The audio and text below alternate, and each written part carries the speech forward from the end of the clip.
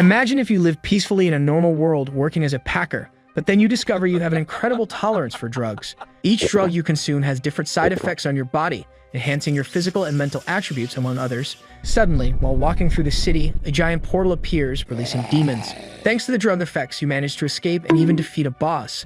But not everything is smooth or drug-fueled. A new enemy will emerge. What kind of substances will they use to save themselves next? It begins with a man telling everyone to pack everything, and soon after, it will go straight to their homes. Meanwhile, someone seems to be drinking something, giving everyone a good task, mentioning that he was already leaving. The man asks if he didn't want to have dinner with them, but the young man replies that he has things to do the next day. Then the other guy says he just wanted to know what Yule ate, since he was the only one who didn't seem tired after work. The truth was that the young man always took vitamins early, wondering if it was possible to gain so much power from them. Meanwhile, the boy was thinking that vitamins have the best value when one is tired. The young man's name is Park Han-yeol, and he is 22 years old, and he got the best effects by getting high with the drugs he used. That's how he discovered his special attribute during his military service after eating the supplements his companion had given him. Even after a day of training, his fatigue went away with just 2 vitamins in a day, and the omega-3 cleared his mind, increasing his concentration. Sometime later, the young man seems to be getting off a bus, thinking that he should buy a coffee at the convenience store on his way back. Looking to the side, he suddenly notices something. Then a girl appears, staring at him with a certain desperation, saying that this was the first time she was going to tell this to someone, and the protagonist, in his thoughts, assumes that the girl is confessing to him. Happy, the young man asks how he can help her. However, it wasn't what the boy was expecting, as the girl was just trying to deceive him, inviting him to a cult. As she walked away, the girl said she wasn't a bad person and that her name was Han-yeol. Starting to run, the boy wishes her a good day, thinking that there were still people like that and that he was completely tired of cults and saints because of his own father. His father used to be a very stable person. However, one day he ended up saying that he had made a very important decision, deciding that he would make medicines to become a saint. After his father said those shocking words, he quit his job and moved to his parents' house in the countryside, and he consumed a mix of medications and other ingredients, but he was taken to the hospital countless times after having a stomach ache. Then one day he went into nature because nothing was working, leaving a ride, saying he would return with energy. However, that happened 20 years ago. That was when he, Park Han-yeol, was only 2 years old. While buying more vitamins, he thinks that it was a long time ago, and his mother went through hardships since his father had disappeared so long ago. Moreover, his father could have taken supplements like him instead of weird medications. As he leaves the store, he suddenly notices something strange, and a gigantic circle appears in the middle of the sky. Everyone around had no idea what it was. The protagonist, on his part, thinks that when he entered, he didn't see anything like that. But he didn't think it was some kind of art, assuming it could be a type of spaceship. At that moment, the ground begins to tremble. Several people around start panicking, and Park calmly observes the situation. As the ground splits, a hand starts to emerge from the crack, and a horrifying monster begins to rise. Standing before the protagonist, it seems to be a type of demon. At that moment, it starts advancing towards the boy. Desperate, he thinks he has to get out of that place. Then his heart seems to start beating faster, and a message warns that it will begin using the nutrients. The demon, about to attack the boy, hears that message, which again warns that energy has been provided. Thus, his senses and reflexes were enhanced. Then, in a matter of seconds, the boy manages to dodge the attack, feeling confused because that blow was very slow. Amidst the situation, he wonders what had happened, questioning whether by chance he had monstrous power like that all along, assuming that it could be because of those supplements. So for that reason, he could now flee easily. However, he notices that the other people around weren't as lucky, as they were being slaughtered by other demons, leaving Park irritated by what he was seeing. Starting to run, he thinks that in that state, he had a good chance of winning the battle. Soon after, he kicks the monster, which ends up flying out of the ground. At the same moment, both rush to grab the club, which successfully Park manages to grab, striking the demon on the head, thinking that it was much weaker than he had supposed. Soon after, several monsters charge at him. However, the protagonist defeats them one by one, and in a matter of seconds, he is already surrounded by bodies on the ground. Wondering what had happened, the boy then looks up, not believing what he was seeing, because a giant demon was standing before him, noticing his companions on the ground. Park thinks he should try to fight because maybe the demon could also be weaker. But in a matter of seconds, that monster was already attacking the young man. Then blood starts to gush. Meanwhile, several people were still fighting those demons. The man asks what would happen if the monsters went to that place, and the other says he's also scared, asking to close that door. At that moment, someone is thrown into that place, hitting the two who were inside the store. In front of them, the giant demon stood. Desperate, the young man begs not to be killed, begging for someone to save him. At that same moment, someone seems to be smoking a cigarette, and the system announces that the elixir has been consumed. In a matter of seconds, a protagonist charges at the demon, landing a kick on it, managing to throw the demon far away. And a very frantic pose of the protagonist appears. The system announces that adrenaline had surged in his body. Park, in turn, says they should start round 2, charging at the demon again, landing a punch on its face. Then he delivers a sequence of punches, but at that moment, the demon charges back. Even so, the protagonist manages to dodge, saying it seemed like he was still full of energy, landing another punch on its face, telling it to taste that, smashing the demon's face into the asphalt, successfully managing to defeat that demon, saying that it seemed like the cigarettes also had an effect on his body and hoped his mother was okay. However, at that same moment, the demon rises again, and as a consequence, it grabs Park's head, punching it and throwing him to the ground. But just barely, Park manages to hold its hand, delivering a punch to its stomach, which now finally and successfully knocks out the demon, mentioning that he was very tired and couldn't even move. However, he notices something else as the other people weren't able to escape from those demons. Quickly trying to get up, he finds he has no energy left, wondering where those demons were coming from, and why they were attacking normal people, begging them to stop. Soon after, a demon grabs a man, and the protagonist was just standing there watching the situation. Then the demon was about to finish off that poor man. However, a person was in the air. Grabbing a piece of paper, they seem to cast a spell, managing to defeat several demons. Park, surprised, realizes they managed to defeat all the demons at once, wondering who that man was and if he was really a person. Then the girl says the protagonist did very well, asking how he managed to kill a demon like that without any training, asking who he might be. Meanwhile, the protagonist watches without any reaction. The girl says she needs to see how much potential he has, asking him to extend his hand. However, Park was still confused by all of this, but the girl seems to cast a spell that pulls his hand, which she then begins to analyze, not believing what she was seeing before her, thinking that it wasn't celestial or earthly. But still, it wasn't human, which could be explained as an irregular being. Although it's sad that this child was chosen, she couldn't allow someone to become a disaster that is left alive. Starting to use magic, she thinks she needed to get rid of him now. Then the boy thanks her for her help, saying that if she hadn't helped, something bad would have definitely happened. And for that reason, he didn't know how to thank that woman. Observing what the boy had said, she falls silent, thinking that it was a pity that his manners and his pure energy were a waste, throwing a pill into the boy's mouth, which as a result he ends up swallowing. Realizing it was very bitter, he questions what the woman had given him. And at that moment, the young man falls to the ground, and the woman replies that it was a medicine used to seal the center of his energy. Although it's not used to seal demons that can't be controlled, this was the only way to save his life, because one day his irregular powers will ruin his life and the world around him. Even though the boy might suffer, it was for a greater good, asking the boy not to hate her, and if fate allows, they will meet again. Soon after, that girl, without even saying her name, walks away, and the protagonist ends up falling to the ground, wondering what he had done for that woman to give him that medicine and what she meant by that word irregular, and if it had anything to do with his special attribute.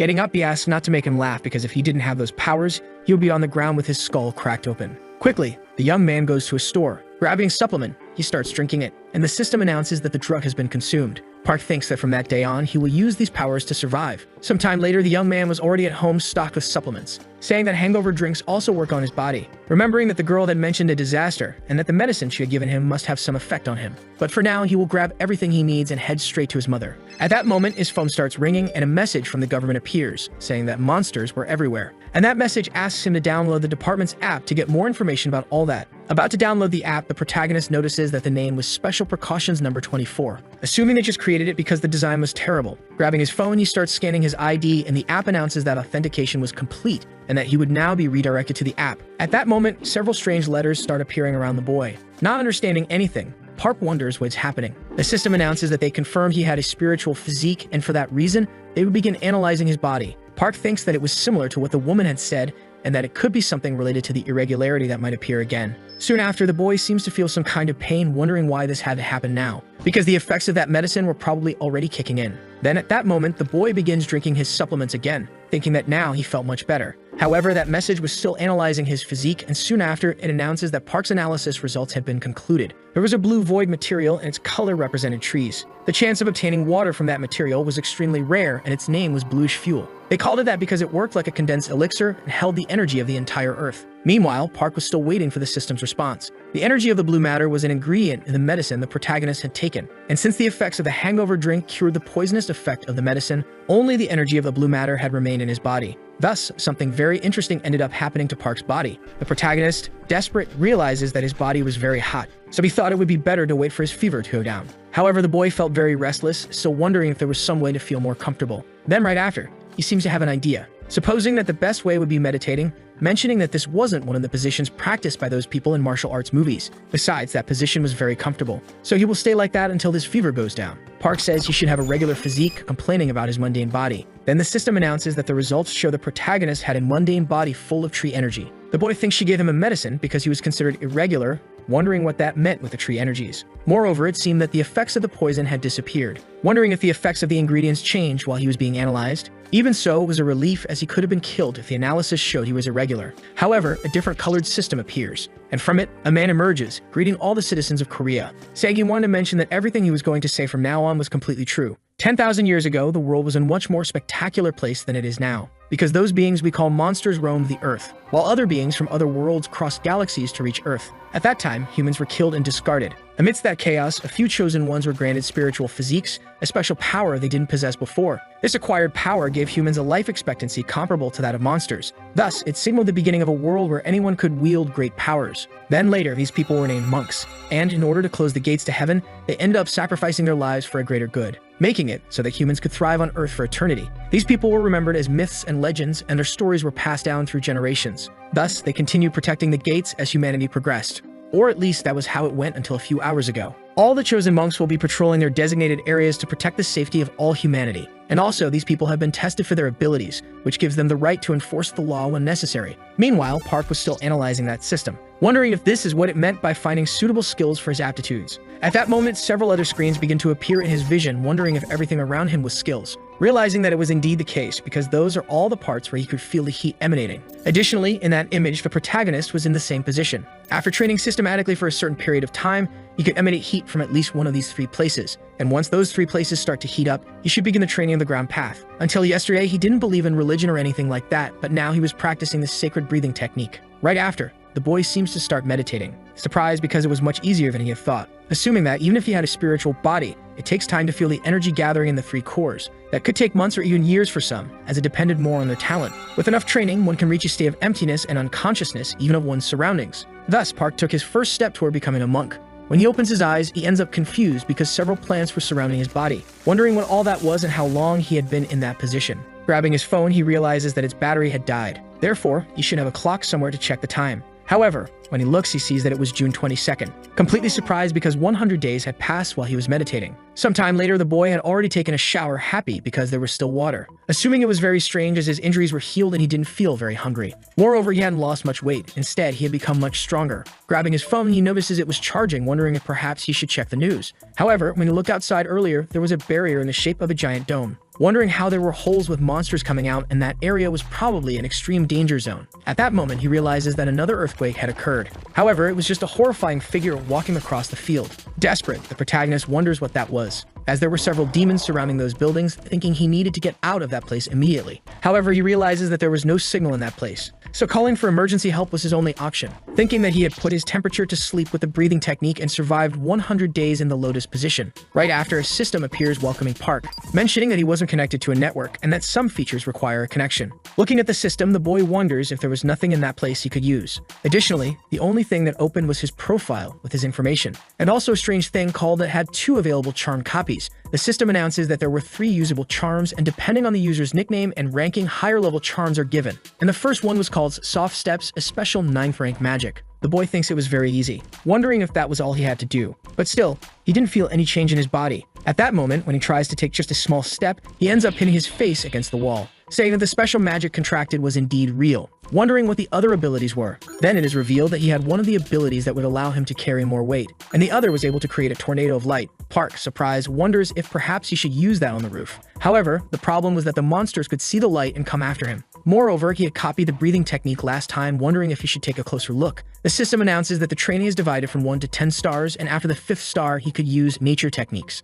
Park, in turn, is surprised because he could also increase the levels. However, his hopes are dashed because it would take at least 10 years to raise a star, and for that reason, he would need at least 70 years to use one of those. Nevertheless, the young man says he would check how many stars he had first. That was how he could assess himself, by placing energy into both hands and checking the energy rings on his left hand. Thus, he began channeling energy into his hands. The number of rings on his hand represented his star level. However, the boy seemed surprised by what he saw. At that very moment, a monster began charging toward him, so he needed to find something quickly to help him. In a matter of seconds, a tiger was already at his door, starting to attack the protagonist, tearing into his shoulder. In ancient China, there was a skill called the absorption method, a skill capable of stealing the vitality of a beast, and the protagonist shows something similar to that ability. Then the boy, incredibly, ended up using a 6th level art, successfully defeating that beast. Meanwhile, a green aura began to surround the boy, saying that he only survived because he found a very useful ability. But at that same moment, he collapsed to the ground. The system announced that a muscle had formed and his blood was stable, and the production of red blood cells had drastically increased.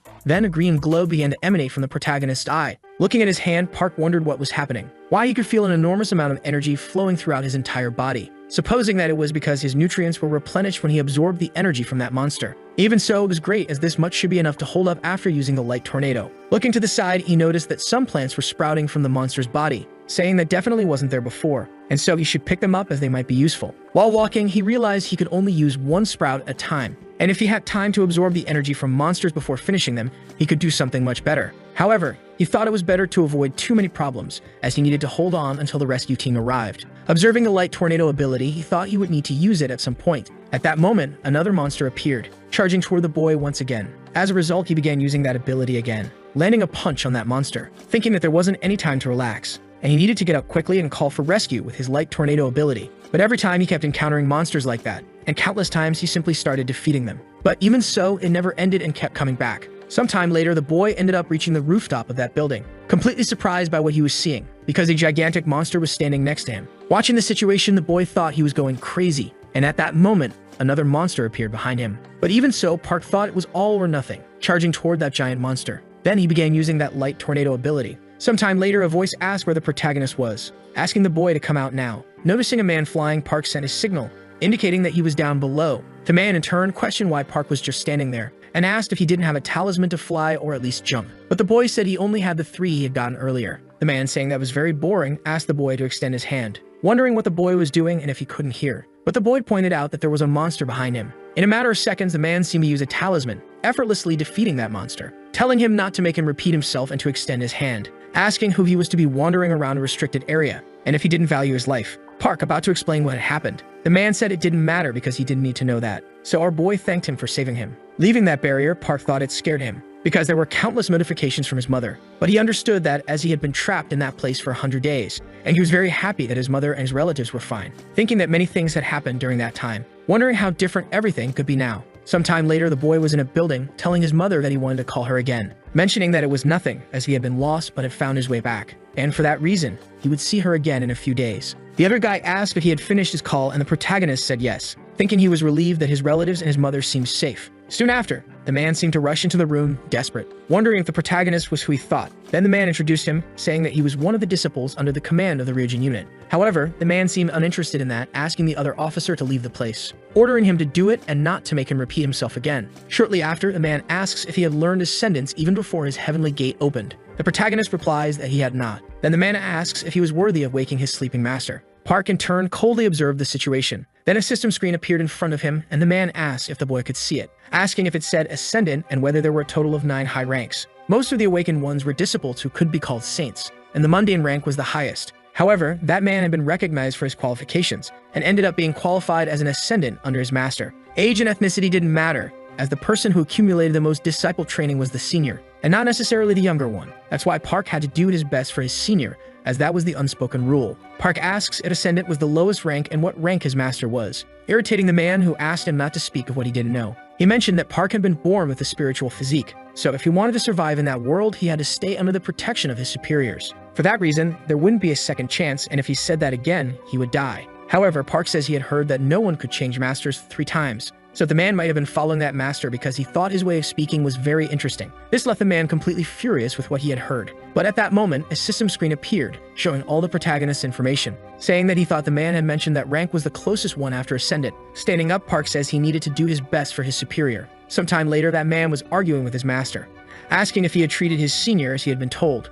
and if he was saying that he had handed over the technique he had used. Irritated, he says he was very foolish, because he wanted to say he inherited the technique of a bandit and lowered his head to that man. However, the man says that his performance range was greater than his own, which is why he was a high saint. His master says that it could be due to his body's condition. But the man says that if that were the case, he certainly could have an irregular physique. This leaves the man even more annoyed, questioning if he would keep saying such foolish things, and if he was implying that the boy was born with a mundane physique like the 2 of them. The man asks if that means his training is more accelerated. However, the master didn't even know that, because even originally it was difficult to see a human climb toward nature. Humans once came out of the water and then returned to the land. They mastered fire to fend off the cold and melted iron to refine it. Although there are great similarities between living things, their relationships are quite incompatible. The master says that the report to help her is likely because it was an extremely rare case. And if he understood, he shouldn't mention anything about the construction method, because they would deliver a drug to be careful with when his breathing stabilizes. Observing the situation, his master thinks it is very fascinating, thinking that the star wind only exists for those inclined toward nature,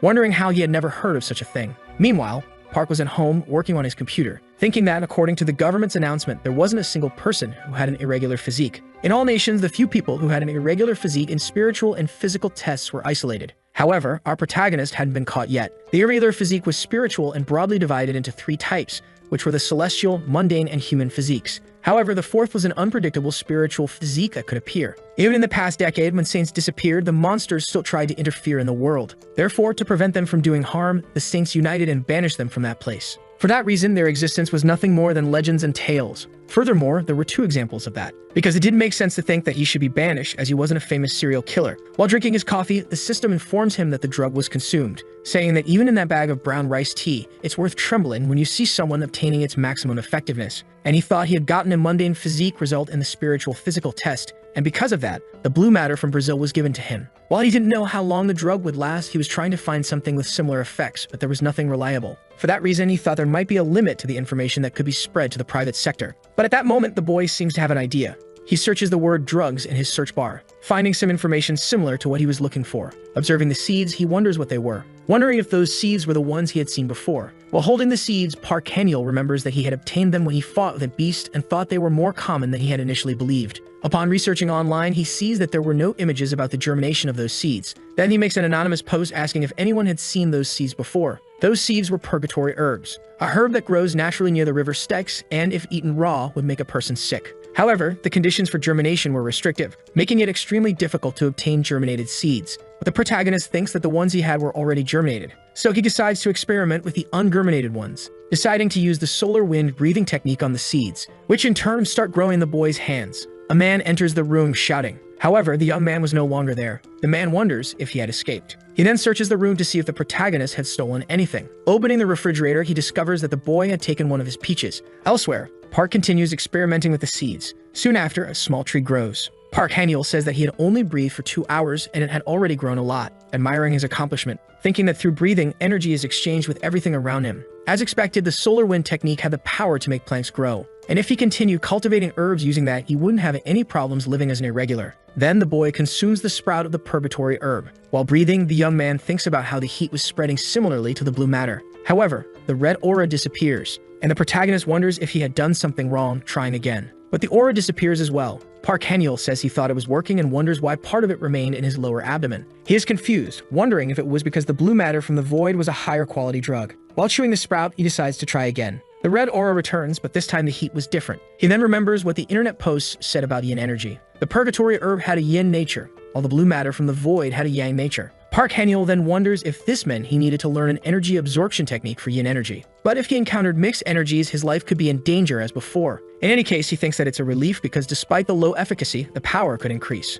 Then the young man uproots the small tree, but a noise ends up startling him. It's just a message on his phone. Upon reading the message, it says that the Majesty's son had died and warns everyone to be careful of the rain, asking all residents to evacuate immediately. People panic, wondering why they weren't warned sooner. Then, a heavy rain begins, and worms appear in the streets. People say it would be less dangerous if they didn't touch them. The protagonist notices that there was a protective barrier around the building and feels relieved for having followed those people there. Outside the building, someone screams for help. A huge monstrous bird stands before a woman, and the protagonist is shocked by what he's seeing. The bird uses its claws to lift the woman, throwing her into its nest full of worms. The monster then observes the people inside the barrier. A frightened man says that if he had been late, it would have been him in that situation. Then Park Han-yeol activates his abilities, thinking that letting a healthy person die made no sense, so he steps out of the barrier to face the creature. He lands a blow on the bird's head. It falls easily to the ground. The protagonist thinks that he didn't remember being that strong, and wonders if it was because of the purgatory herbs he had consumed earlier. But he realizes that the intense rain was the tears of the Dragon King, and the boy had consumed them. The water made the trees grow more and become stronger, because it activates and amplifies his energy from the element of nature. Now the boy could do anything. Therefore, he decides to use artifact refinement on his tree, which now became a demon slayer. Then the bird rises again, furious, and charges toward the young man. However, he defends himself, thinking that if he let his guard down, he would be pushed back and didn't have much time left before hitting the protective barrier, so he needed to hold on. Soon after, the creature opens a gap, and the boy takes advantage and attacks the monster. Realizing that the attack hadn't even scratched it, he wonders if it was because of the demon-slaying blade. The bird gets up again, its eyes fixed on the blade. However, it decides to attack the woman on the ground, but the boy saves her. The woman thanks him, and he replies that it was still too early for her to feel relieved. The bird becomes enraged upon seeing them trying to escape. It strikes them. The woman manages to return inside the barrier. But Park Han-yeol wasn't as lucky and crashed into a wall. However, the boy stands up, relieved as he had no fractures thanks to the layers, although the effect had worn off. The monster flies to attack the protagonist again. He smiles, thinking that a bird that big flying was a total farce.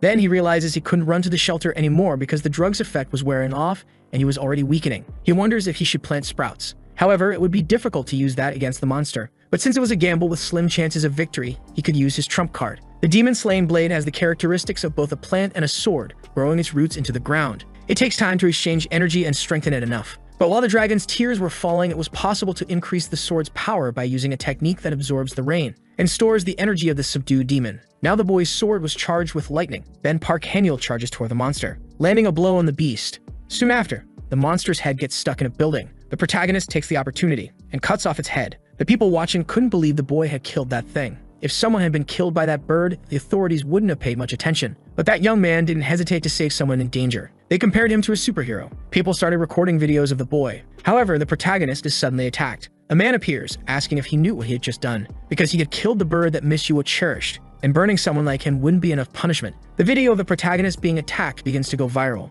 and criticism starts to emerge. A woman asks if her child had died, and if that man had burned the insolent one who killed her messenger. Her assistant responds that for now the boy had been detained. Yua says it seemed like everyone despised her, as they were only keeping that impertinent boy in custody. She becomes furious, ordering that all humans be told that if they didn't want to suffer her wrath, they should set an example and kill the boy. But her assistant responds that there was a report indicating that the protagonist's actions had become a trending topic. Therefore, the woman should be kind to the boy, as there was a great level of dissatisfaction with the new leadership. Yua says the rules of that world weren't fun, and the government's rules were frightening. She was sure of her maid had some way to calm her down, and the maid in turn responds that she had prepared a tribute to ensure Miss Yua's reputation wouldn't be tarnished. Yua then says she will wait for it. Soon after, the rain begins to stop, and the woman says the Dragon King had relieved his sorrow. It was just an illusion that transcendent beings were free from desire. Miss Yua grabs a package and thinks that the important thing was that she managed to obtain it. It was a piece of trunk. That fruit is called the treasure of fantasy even by the gods, and its flowers only bloom once every 3,000 years. It's a mystical tree that only grows in the orchard of the Queen Mother of the West. The peaches of the tree of immortality. Yua mentions that when the Queen Mother sacrificed herself to close the gates of heaven, the orchard disappeared. And if she could obtain a sprout from that bark, her name would replace that of the Queen Mother of the West. Park Han-yeol is walking down the street, remembering that a man had told him he had made all the deities look like bad people, and that from now on he shouldn't do anything that made him stand out. Then the protagonist looks at his hand, thinking that even though his sword had been confiscated, he was happy to have obtained that. That night, the boy had found a block of wood in the bird's body, and he wondered why that piece of wood had been stuck to the ankle of that monster. However, he realized that the trunk was alive. Soon after, that man appeared, and the protagonist managed to get a sprout before being attacked. So he wondered if he should try to cultivate it. A year later, a news report says that the government has taken various measures to purify the water. A man complains about the smell. He says the water problem is because of a monster, and that the government should deal with it first. A month ago, when the celestial energy was in disarray, a monster hid in the Han River, a 1,000-year-old snakehead fish. After crossing the world of monsters into a river in the human world, it became powerful enough to claim the title of God, calling itself the sovereign of the Han River. The creature declared that no one could use the river's waters until a human sacrifice was fulfilled. A boy watching the report says that fish seemed to have a worm's brain. That was Yang Giju, a disciple from one of the 8 sacred mountains on the Korean peninsula. Then someone tells the boy to avoid making unrelated comments during that meeting, and that it would be better to behave and sit properly. That was Shin Somin, the youngest disciple of one of the 8 sacred mountains on the Korean peninsula. However, the boy didn't care about that meeting, because it wasn't a problem they could discuss and solve alone. And that in the first place, everything was based on the immense will of the elders. The woman becomes irritated and asks if that's what his master taught him. She says 10,000 people have already contracted diseases because of the water, so they should find a solution as soon as possible. Then she asks how the boy dared to insult her master. Yang Geju asks if the woman was capable of killing the sovereign of the Han River, because 4 of the best immortal mystics tried to stop the creature but failed, and he questions if she wanted everyone to die at the hands of that fish. The difficulty in dealing with the sovereign of the Han River lies in its ability to use both earth and water techniques. Very few people have mastered 2 techniques like the sovereign, so the only way to defeat it is with an immortal who masters earth to force it away or someone with a high rank in earth and water energy. The boy says he won't stop Yang Giju from making his plans, but he won't participate.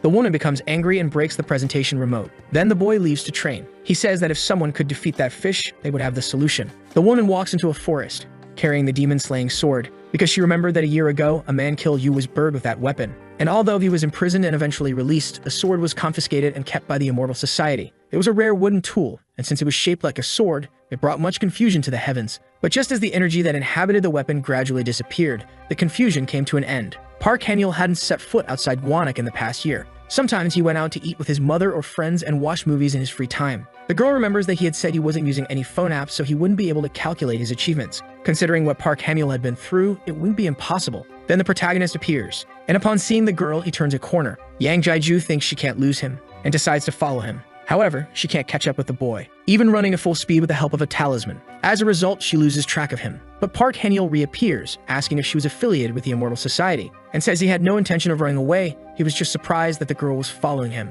The girl notices that the protagonist was sweating, and wonders why he only used physical strength and not a talisman to get rid of her. Then she throws a phone to him. The device has its user changed. After that, Park Han-yeol shows his information. Yang Jaiju discovers that he was still a high immortal but ranked below her. Park asks if Yang wanted to use his wood element to kill the sovereign of the Han River, wondering if the immortals really wanted that monster dead. That's how he saw things. Yang says no, because the reason her seniors hadn't taken action on that was that they wanted to see the juniors solve the problem without needing their help. The protagonist says that thousands of people were suffering because of it. Accepting the offer, Park asks if by cooperating, he would be compensated, and if by any chance he could get his sword back. Yang asks how the boy knew about that. Park replies that by breathing he could interact with the trees around him, and that was the function of the technique he had learned. Yang thinks that's the reason Park could run so fast in the forest. Park then says he first wants to know if his curfew would be lifted as a reward. Yang replies that he was allowed to be rewarded, but attracting everyone's attention was a big problem, and besides, there was no one to promise him anything just because he had helped. Yang explains that the curfew was initially imposed by the superiors to punish Park for killing Miss Yua's bird, but now that incident could easily be resolved if she did everything to persuade that man, helping them get rid of the sovereign of the Han River. Sometime later, Park was already by the riverbank, and the other man asks why they needed to go to that place. He didn't know if Park had come to this place to try something, but it was the nuisance he had seen there because he wanted to see the creature. Yang asks him to calm down as it was all because of the sovereign of the Han River, wondering what the protagonist could do in that situation. Taking the album out of his backpack, he thinks it was disgusting. He had prepared it for this moment, but he hadn't expected to use it so soon. However, the woman warns the boy that it would be dangerous to get any closer, but she ends up surprised by what the boy was doing. Park asks if she hadn't seen this in elementary school, as he used to germinate plants in his class. That plant was very good for purifying water quality, and now it was halfway done, with just the rest remaining.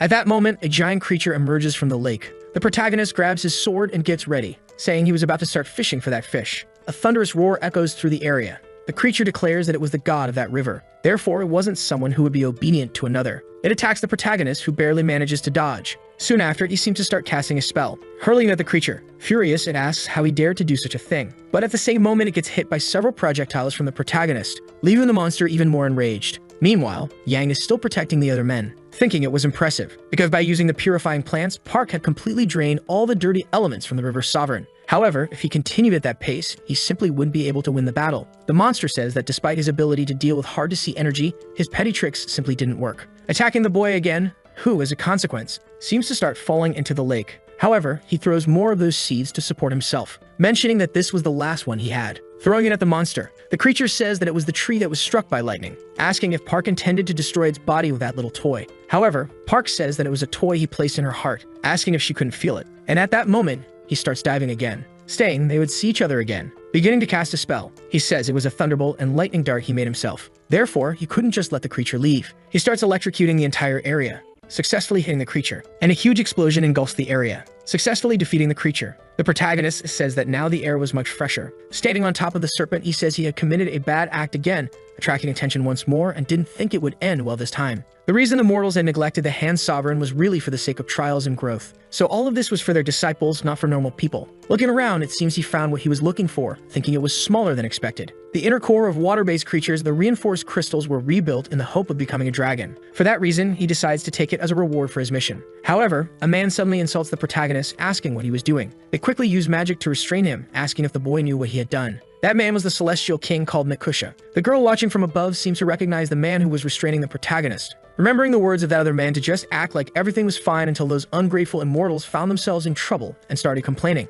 thinking that the fact they had appeared like this and that the sovereign of the Han River had been subdued meant they had altered the fate of the Han River's death. The girl then greeted the man, saying she didn't know how the seniors had come to that place, and the man questioned whether it was worth saying that the place was safe or authorized, asking if she wasn't the disciple of Tebek, to which she quickly responded that he was correct. The man questioned whether she was saying that a disciple of such a master didn't recognize the gravity of the situation, because that boy she had brought had trained for only 1 year without any master. Even though the wood construction technique is rare, a man who trained without a master for a year used a technique strong enough to defeat a sovereign, asking if she wasn't doubting that guy's identity, and warning her that if she dared to open her mouth again, it would bring great humiliation to Taebek. Completely desperate, the girl seemed to understand the situation. The protagonist then began to laugh. The man asked if he had lost his fear, and Park asked why he would be desperate, wondering if he had done something wrong, because they were doubting him just because he had a unique ability, but unfortunately, this was the second time it happened, so he was already checking the app.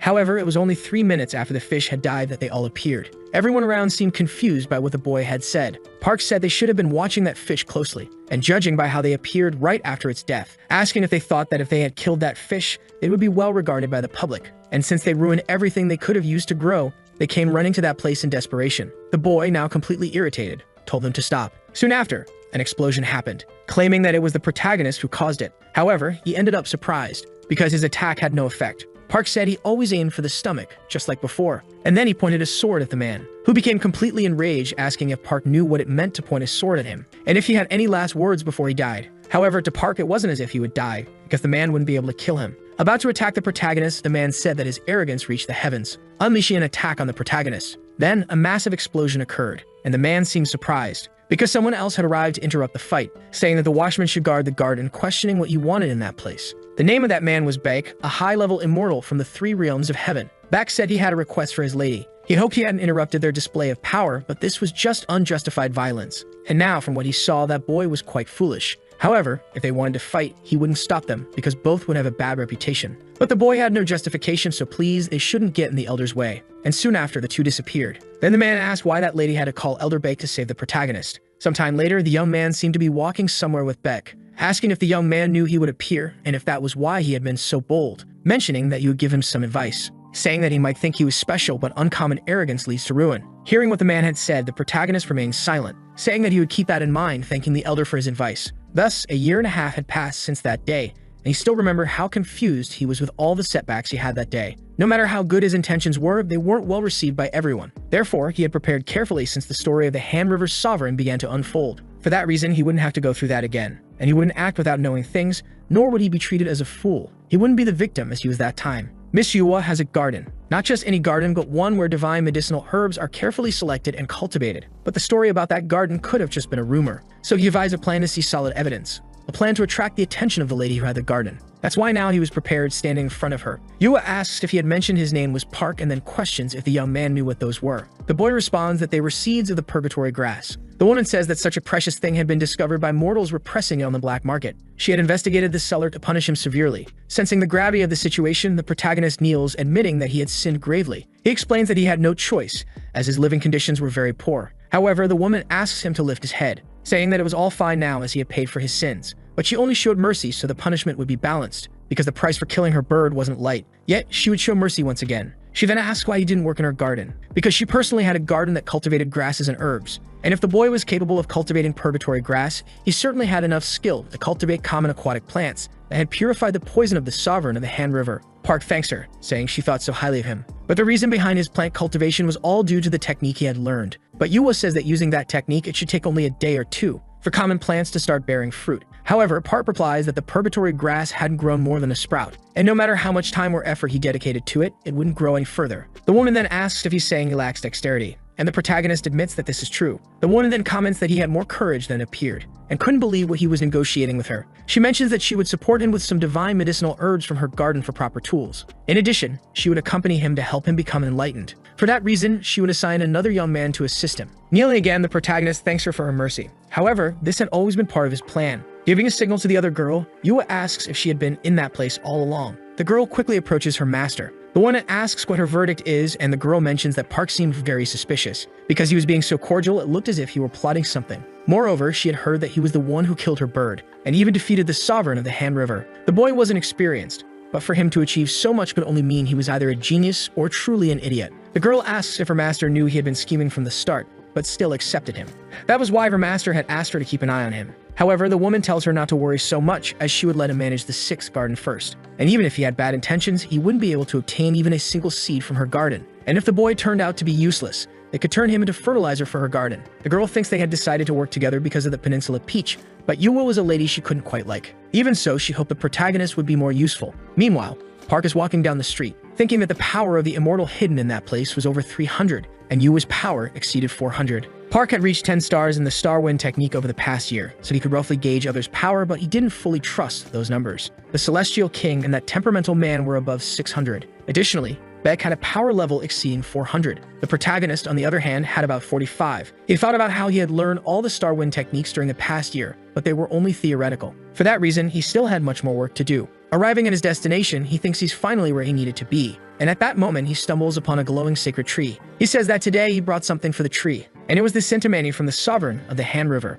Since he was giving one to the tree, he should also receive one in return. Sometime later, the young man seems to be meditating in front of the tree, when suddenly he wakes up, surprised because the smell of those peaches was so good. He managed to improve his attack power just by sitting in front of it. The breathing peach had been training its form for the past year, but it was only in this last week that the flowers of this tree had bloomed and bore several fruits. Even so, they were still quite small. However, as they had grown and matured, at least now he could eat a bit. Right after, a voice tells the boy not to be so hasty. Looking to the side, Park seems surprised. A small bear had started talking to him. Park in turn asked if he could know who he was. The bear then says that the elder had named him Guanaki. So Park asks if he was the mountain god known as Wanaskin, thinking that after the gates of heaven opened, the deities began to reveal their existence. And this one, in particular, had been quite unlucky. Hundreds of years ago, when the capital was moved to Hangwang, the land officials believed that the fire energy from Mount Wanaskin effectively affected Hinawan. By adding water energy using the mythical statue of the unicorn lion, along with the excavation of the Blue Lagoon, among other things, they constantly awakened the energy of Mount Wanaskin. That's why this bear was only half his height. Park mentions that he had been training in that place for over a year, so he thought he would have already met him. However, he had only encountered him at that moment. The bear explains that it was because he didn't see any reason to interfere with the devotee who was training. Park wonders if the bear's goal might be the peach, but since the tree had distorted the area, he couldn't enter the barrier. He asked the bear to wait a bit because he just had to eat something. However, the bear again asks him not to do that, asking if he hadn't heard what he just said, because it would be very reckless. The tree's energy is centered in the fruit, and if he took it now, the tree's protection wouldn't work at all, asking what the boy would do if the people who were watching the tree took it. Park asks if the bear was going to steal the tree, and the bear asks if he looked like a thief. But it wasn't just him. Sooner or later, some people would notice the existence of that place. And right now, there's someone at the end of the hill waiting for the protagonist. Looking up, Park notices the giant barrier, supposing that it was a tremendous Yi energy. Pointing his finger upward, the bear says he had warned him before, and if they were attacking the barrier so much, it could mean they were determined to get him there. Or perhaps they were after the peach from the tree of immortality that was growing. Park says that maybe it's the peach mentioned in the journey to the west, the one the Monkey King eats, but the bear tells him to forget about that. The important thing is that one of the top Taoists was after him, someone using fire techniques. With his training, the boy was able to traverse forms of the tree. A mere human body cannot digest the effects of the peach of immortality. However, the bear was different, and that's why he should give the fruit to him. Only then would he regain his spiritual energy to protect him and the tree from that man. However, Park apologizes again and begins to eat the peach, leaving the bear completely shocked, wondering who this boy was. But still, that was the peach of immortality that had transformed the Monkey King into the strongest man. Wondering what would happen to the protagonist, and at the same moment, the system announces that the drug has been consumed. Park immediately sits down to meditate. The bear asks how he's feeling and if he's noticed any changes in his body. The young man responds that the peach was very sweet and fresh, leaving the bear speechless with what he had just heard, calling him an idiot. Park in turn thinks the bear really got worked up, but no matter what breathing technique he tried, he couldn't control the heat moving freely through his body. Although it wasn't anything like the heat that bothered him last time, this feeling was gentler. The bear explains that it takes 3,000 years to produce a low-level fruit, so one that grew in a year must be of very low quality. Park, for his part, says he's having trouble and asks if the bear could help him.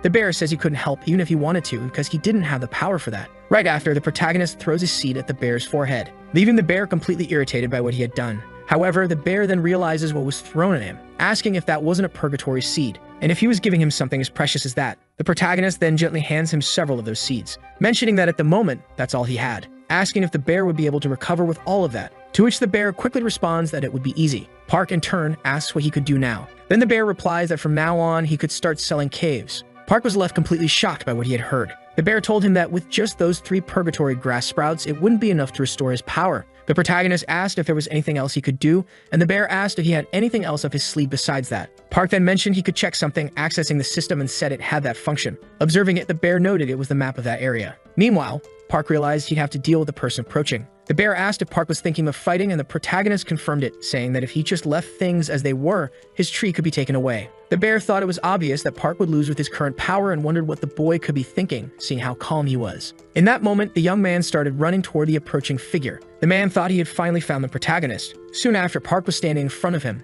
Sensing the energy, the man asked if Park was a disciple of the Celestial King and whether his master had ordered him to take Park back. Quickly, the young man replied that he was correct and added that they had even given him an item, the 9-tailed fox fan. The bear exclaimed that the nine-tailed fox fan had only been seen once 300 years ago. He couldn't believe that such a treasure was created from the tail of the fox, as it was extremely rare. Being a treasure, the tail remained intact, and the phantom energy it contained must be truly formidable. The man confirmed that the fan indeed belonged to the nine-tailed fox. Park, however, asked even if it were the Celestial King's fan, would he really cause an explosion in a place filled with people? The man then asked if Park couldn't feel the energy of the area, saying that no matter what skill he used or how much he screamed, no one would escape. The bear interjected, explaining that the man's unusual energy was due to the treasure he was using, which contained the power of 4 celestial beasts. The man, growing irritated, asked why the bear always interrupted him. However, Park didn't even know about that. Angry, the man said even that small creature was interfering, asking why the bear was always getting involved in his affairs. And instead of taking the life of the fish, he would take Park's life. Watching the situation unfold, Park thought that his power had momentarily reached close to 105 times stronger than his initial power with that sacred item.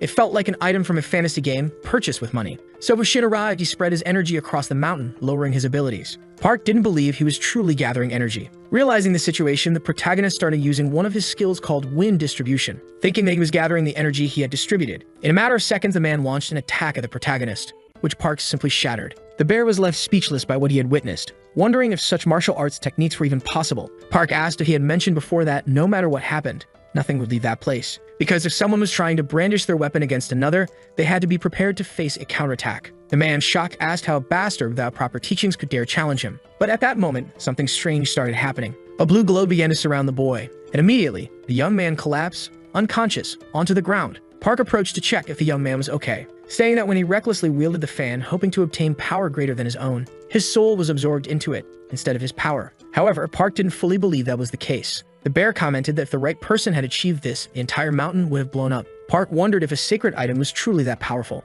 and if it was, he needed that item. Suddenly, an explosion erupted. It seemed the man from earlier was attacking the barrier. Grabbing his disciple, the man said it was an unbelievable mistake. He couldn't believe that a disciple of the Celestial King had become a fool in his domain, and it was clear that the child would not be able to escape the wrath of the Celestial King again. Even if he were the commander of the Immortal Society or a master of the Red Martial Arts, it was nothing compared to the 8 sacred monks. Park in turn said that he had done everything purely in self-defense. Park thought that self-defense also applied to the man attacking him, and he began to prepare his counterattack. Irritated, the elder said he should have burned Park a year ago. He couldn't understand why the Celestial King wanted a walking disaster like him. But now that it had come to this, he would burn Park completely, leaving only his bones behind. Yet the protagonist coldly observed the situation without any reaction. In a matter of seconds, Park began to run. The man continued to pursue him relentlessly, casting multiple spells at the boy. Feeling cornered, Park admitted he was at a disadvantage. He felt that his compatibility with the situation didn't seem favorable. Out of all the elements, fire was the least suited for him. The bear urged him to use the nine-tailed fox fan quickly. By just inserting energy into it and wielding it, the bear explained it should work no matter the element used.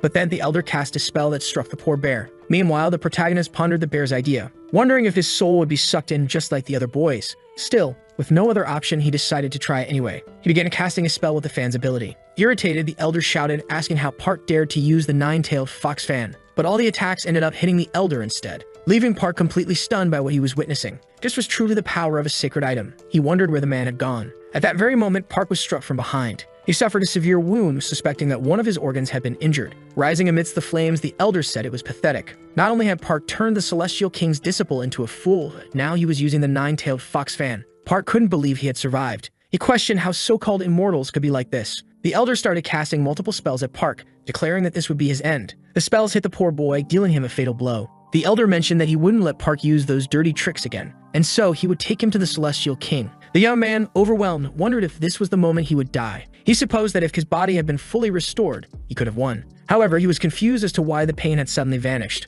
Then a peach began to float in the air. The system announced that the drug analysis was complete. A long time ago, the Monkey King sought freedom from interference, and so he obtained his skin. He wasn't harmed by the many sacred items wielded by the Celestial Realm. He endured 49 days on the Eightfold Celestial Path. Even under the pressure of Buddha's 5 fingers, his skin lasted approximately 500 years. Thus, Dong sought a body invulnerable to death. He managed to acquire cells that even the cruelest death arts performed by the envoys of the land of the dead couldn't harm. Eventually, even the king of the underworld gave up on killing him. The system announced again that the drug had been consumed, and the properties of the drug were from the peach. Its function was to create custom devices optimized for an element. And this is how Park gained the power he had desired. The device was responsible for various metabolic actions, including neutralizing poisons. Park's new liver filled his body from head to toe with cold water. Opening his eyes, the protagonist appeared completely different from before. The elder, apparently noticing the transformation, wondered how Park had acquired water energy. Then he realized he had made a grave mistake. Park, it turned out, was an irregular. Park himself didn't understand how it had happened, but for now he was just glad he wasn't feeling hot anymore.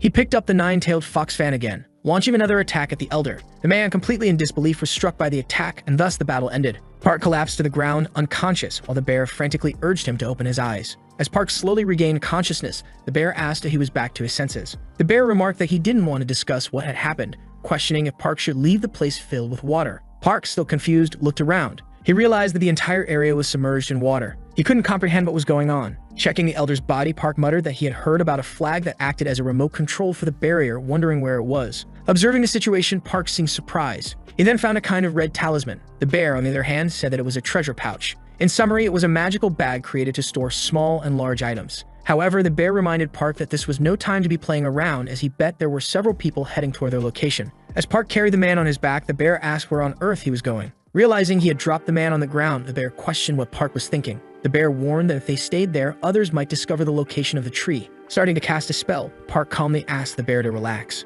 Using his magic, Park seemed to be planning something to deceive their pursuers. The bear was astonished by what he was witnessing. He thought Park was absorbing the upper Taoist body into the tree to germinate a new bloom of fruit. Park commented that luckily, they weren't too late. Noticing more people approaching, he remarked that they had completed the task just in time. The bear explained that the peach tree had blossomed, opening its barrier, which was why they hadn't been found yet. However, the bear grumbled that it was a shame since, if the Taoists hadn't been of the fire element, another fruit could have grown from the tree. Taking advantage of the discussion about the fruit, Park asked if it had any special medicinal effects, but the bear responded that he didn't know. Being such a precious treasure, only a few people had knowledge of its true nature. Since nothing had changed in Park, the bear speculated that perhaps the fruit wasn't fully matured, which was why it hadn't had any effect yet. Park thought that if he could truly enhance his power through his liver, his water energy could increase. There was much to consider about that, and he wondered what would happen if he ate a fruit that had been cultivated for a long time. Meanwhile, the bear seemed to want to ask something, inquiring if the boy could show him what the outside world was like. Park questioned if it was possible for a deity to leave its mountain, and the bear explained that he just needed to share his alter ego.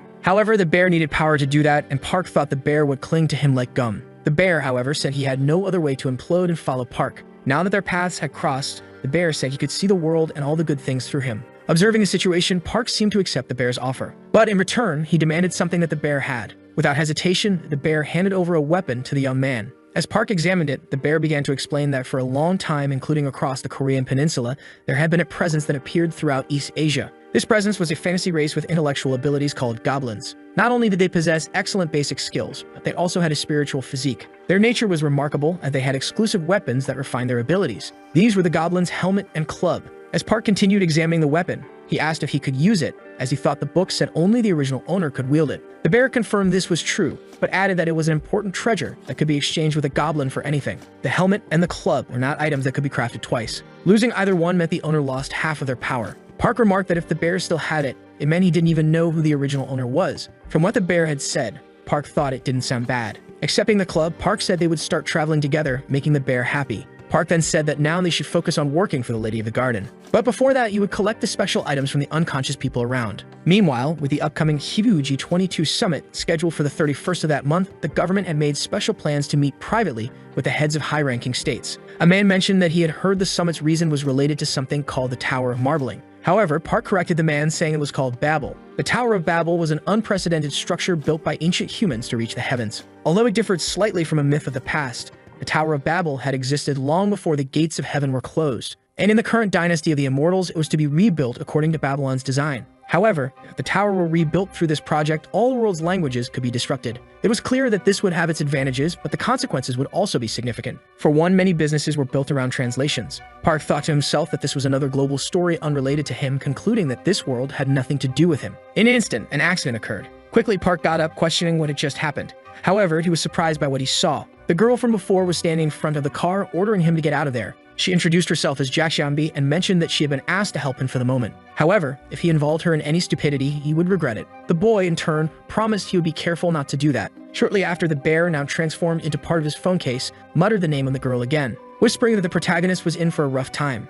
Park asked if the bear knew the girl, and the bear replied that he knew her just a little. The bear then asked if Park wanted to know her weaknesses. He explained that the girl simply adored handsome men, leaving Park completely confused by what he had heard. A long time ago, on Jeju Island, Mondorian, the son of the deity called Mun, was famous for his beauty. Jack Xianbi, however, was an ordinary girl. She encountered the man while he was bathing, and as a result, her spiritual physique awakened, despite the gates of heaven being closed. Returning to the present, Park couldn't believe that story. It seemed too impossible. The bear remarked that sometimes people awaken when their body and mind experience a great shock. These individuals were chosen and nurtured by deities in the human world. Since Jaxiambi had the same celestial physique as the Mun family, the other man had accepted her offer. Thus, Jaxiambi pursued that young man. However, it was clear that Mun did not recognize the girl, who was an immortal without a patron. The girl, completely furious, questioned why she wouldn't have reasons to be acknowledged. And for that reason, she vowed to give Mun enough reasons to notice her. In less than 100 years, Jaxiambi had conquered Jeju Island. She became known as the Chosen Flower, who would reach the heavens and sweep across the world.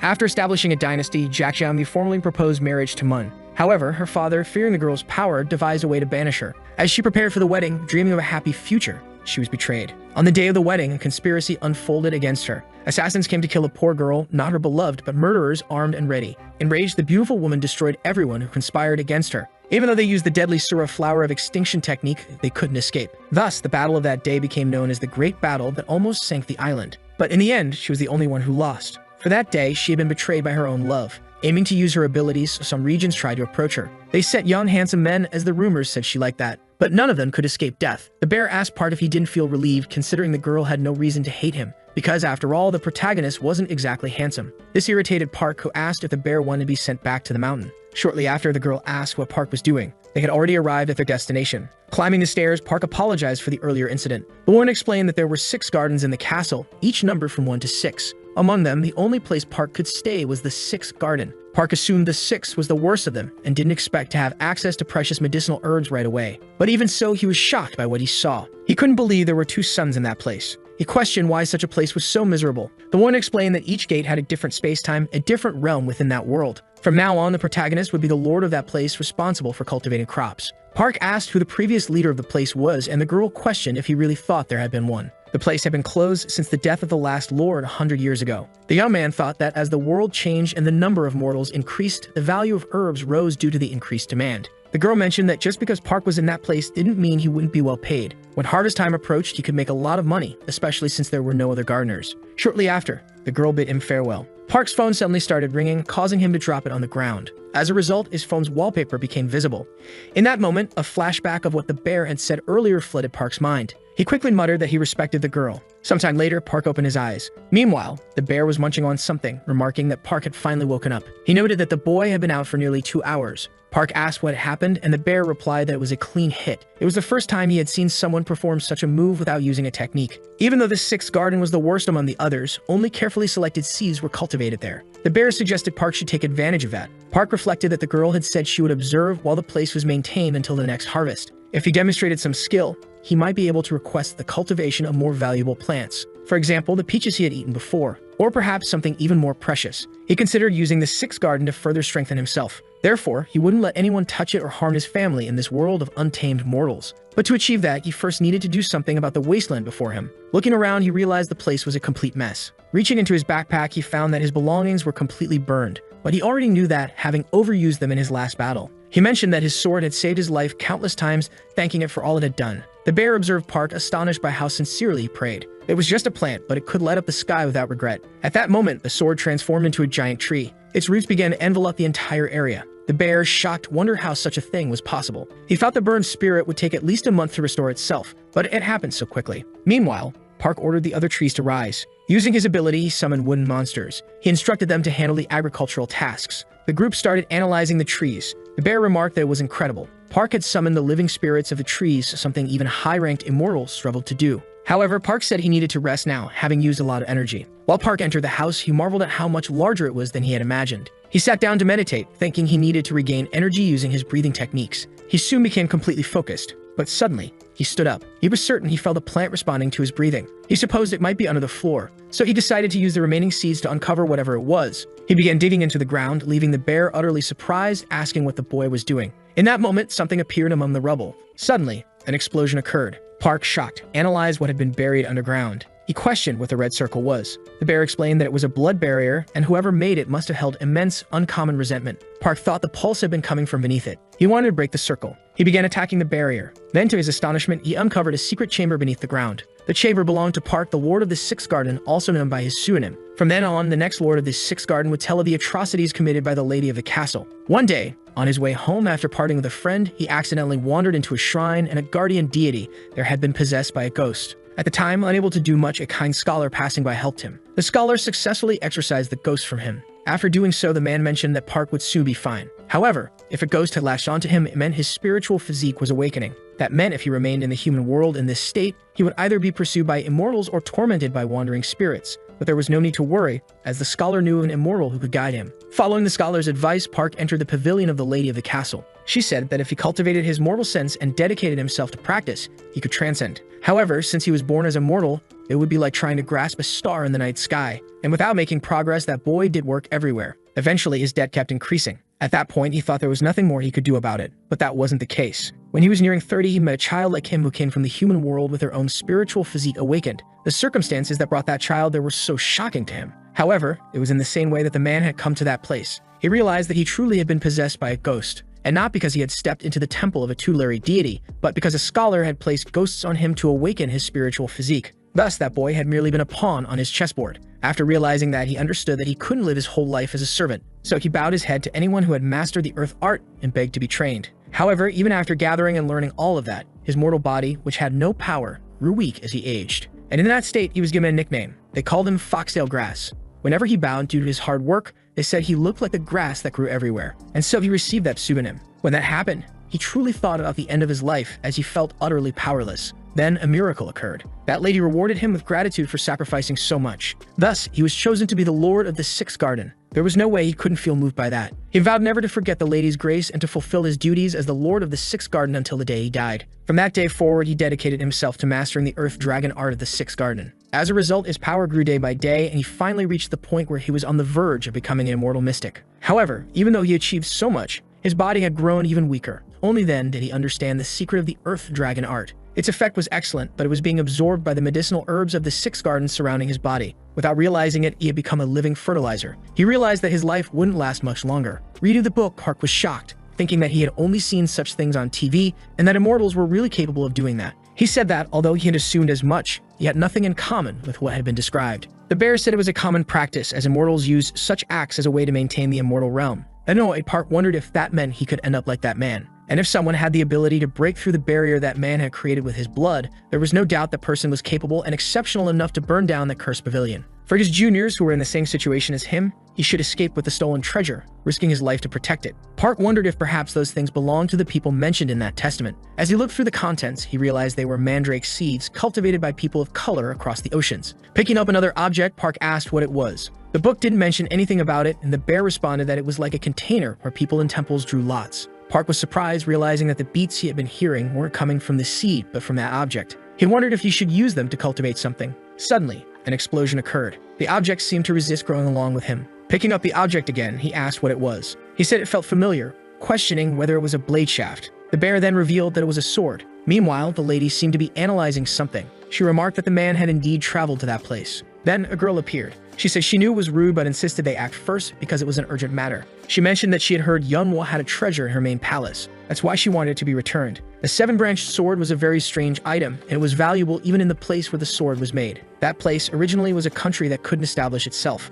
This was because among the three kingdoms, only Baksh didn't have enough power to support the creation of a nation. The city of Silla was the first to be created by a man who possessed an irregular physique. And the city of Goguryeo was created by a saint, the son of the previous lady, with the blessings of the ancestral spirits of the Korean peninsula. However, King Onju ended up raising that man through human power without any supernatural ability or past. He eventually awakened his mundane physique and belatedly acquired the gold element. Thus, he mastered a martial art, learning to manage his energy on his own, and though King Onju was human, he was a rare genius. That man was at his peak due to King Onju's abilities, but over time, due to the lack of skill in subsequent kings, Baksh eventually declined. Even the traces of its existence faded over the years, but one thing remained standing. He was compared to the genius King Onju, a saint prince who extended Baksh's power to the continent and the archipelago. Moreover, the seven-branched sword was a masterpiece created by the saint prince, a precious item that could be ranked among the great sacred artifacts. Returning to the present, the woman asked if they had received the blade before, and the girl responded that was all they knew so far. In the past, there was a record that when the king was about to present the sword to the celestial king, a messenger carrying the sword died of natural causes. However, fortunately, the ship carrying the sword was recovered safely, though the blade was never delivered to its country. The lady, in turn, questioned whether the girl was implying that the seven-branched sword possessed some kind of axis.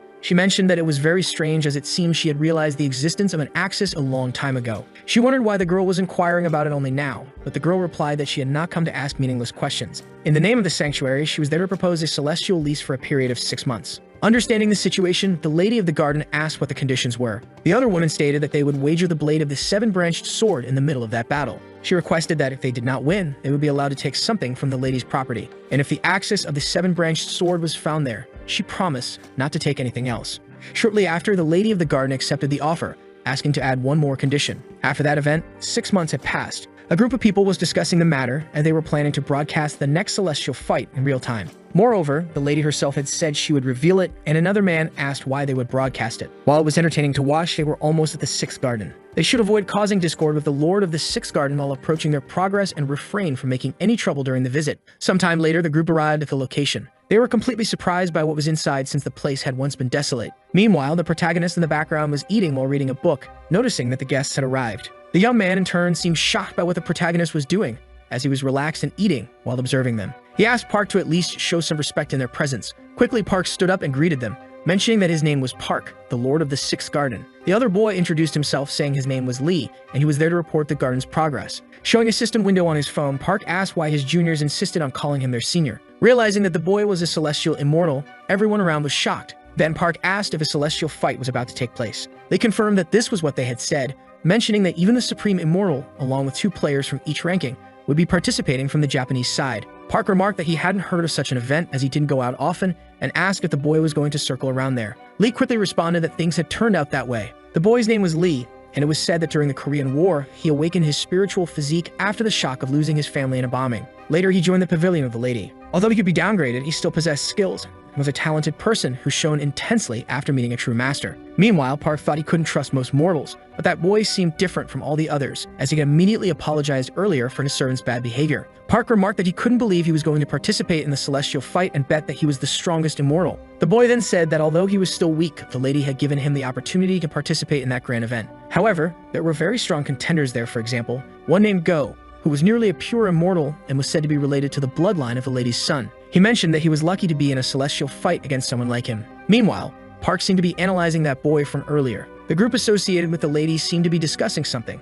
mentioning that the sanctuary had accepted their proposal. The mortals supported them so much because they had killed some creatures, and if they played an active role in the matter of national pride, they would receive more donations and praise than that girl who had previously slain a creature. At that moment, another woman appeared to interrupt the conversation, mentioning that the lord of the 6th garden had gone to meet her. However, the lady asked to keep him waiting, as they were having a family meeting. But the woman said that the protagonist had said something that had greatly angered her. Standing up, another boy became furious, questioning if that newcomer dared to challenge him. However, the lady said that in her view, it wasn't bad to deal with the protagonist. There was a rumor that he was staying in the celestial rank on purpose because he was afraid to compete with others. So if the boy didn't like that kind of rumor circulating, he should accept the challenge and show his best skills. Observing the situation, the lady of the garden said the woman was right, asking if he could defeat that boy. However, the young man seemed reluctant. Sometime later, the two were already in a duel, with the lady and several others watching the battle. Meanwhile, the boy glared at the protagonist, telling him not to blame him if he burned in agony. Surprised, Park thought that the young man was staring at him with murderous intent. At that moment, the judge announced that the battle could begin. Then the young man started throwing various spells at Park, and in defense, the protagonist used his magic. The other boy asked if Park thought he could stop his attack with just a shield of leaves, as that shield couldn't even hold its own petals. So he would never let him have fun with that ability again, never. He began to summon a kind of magical meteor. With a threatening look, he declared that it was the end for Park. However, the protagonist seemed fearless, also preparing a spell, saying that it would be the opposite. He would be the one to kill the boy. In an instant, the two spells collided. But the protagonist's magic easily blocked the boy's, leaving him completely shocked, as the shield was absorbing his power. Then a giant explosion began to engulf the area. Suddenly, a man appeared in the middle of the battle, apologizing for his interference. Before the protagonist stood an unknown man who said he couldn't let a child die, as he already knew who the winner was. However, the boy protested, saying he could still fight and that the man shouldn't interfere in the battle. But the man replied that he was sure the victory belonged to the protagonist, as his talents would never disgrace the pavilion. Observing the situation, the lady remained silent, stating that she accepted the outcome, as the man's words carried weight and the protagonist's talents were indeed valuable. Shortly after, the lady called for Park. Meanwhile, the boy was watching the man, wondering who he was. Sometime later, the lady was discussing with Park, asking what kind of training he had done over the past 6 months. Park replied that due to the nature of the earth element and the growing pace of martial arts, the training had been very fast. He knew the lady had brought him to cultivate something, and if she wanted, she could simply order him, as he was doing it at that moment. He assured her she could trust him, as he didn't want to betray her. The lady remarked that his words were very bold, asking if he had been planning that from the beginning. She asked him to stay in the competition for now, as she would think of 2 places for him. As Park was about to leave, he mentioned that he had one last question to ask, questioning if he could leave for a while. Sometime later, Park seemed to be walking alongside the man from earlier. He thought that when the lady mentioned he would have a companion, he didn't expect it to be this man. Park then asked if he could know the man's name. The man replied that his name was Dan Deok, but Park could call him Ryung if he wanted. Park thought that unlike the first time he had appeared, this man was indeed quite flexible. Looking to the side, Park asked if the man by any chance wanted to have a drink at that moment. Sometime later, the two seemed to be enjoying themselves while walking. The man said that even though he knew about such things, the situations in the human world were incomparable to the immortal realm. The protagonist was pleased, mentioning that he was happy because Ryung was enjoying himself. He remarked that he had heard that immortals sometimes visited the human world, asking if he had ever been there. The man responded that yes, when he died in the human world, he became an immortal with the help of the lady. However, he was devastated when he discovered that he would live in the immortal world and not the human one. Observing the situation, Park thought that this man must have had many regrets in the human world because he had achieved so much in life. Continuing, the man said he had once told the human world his name and wanted everyone to remember him, at least after his death. But now thinking back, it was an unrealized dream from his immature days. While living in the immortal realm, he couldn't stop thinking about the things he lost. He deeply regretted what he hadn't done, but in the end, it was just a part of his past. Mentioning that it was a long speech, the man thanked Park for listening and said that thanks to him, he could enjoy a tour of the human world once again. Meanwhile, in the background, a group of people seemed to be holding a sort of protest, demanding that the Dragon King stop the human sacrifices for that year. Observing the situation, Ryung asked if Park understood what he was seeing. He said he couldn't believe that the country's leader was sacrificing his people. Furious, Ryung declared they should go find the country's leader. However, the protagonist asked them to wait a moment because a sort of black circle was above them, supposing it could be a solar eclipse. But a threatening aura began to envelop the area and an explosion occurred. Desperate, many people started running for their lives.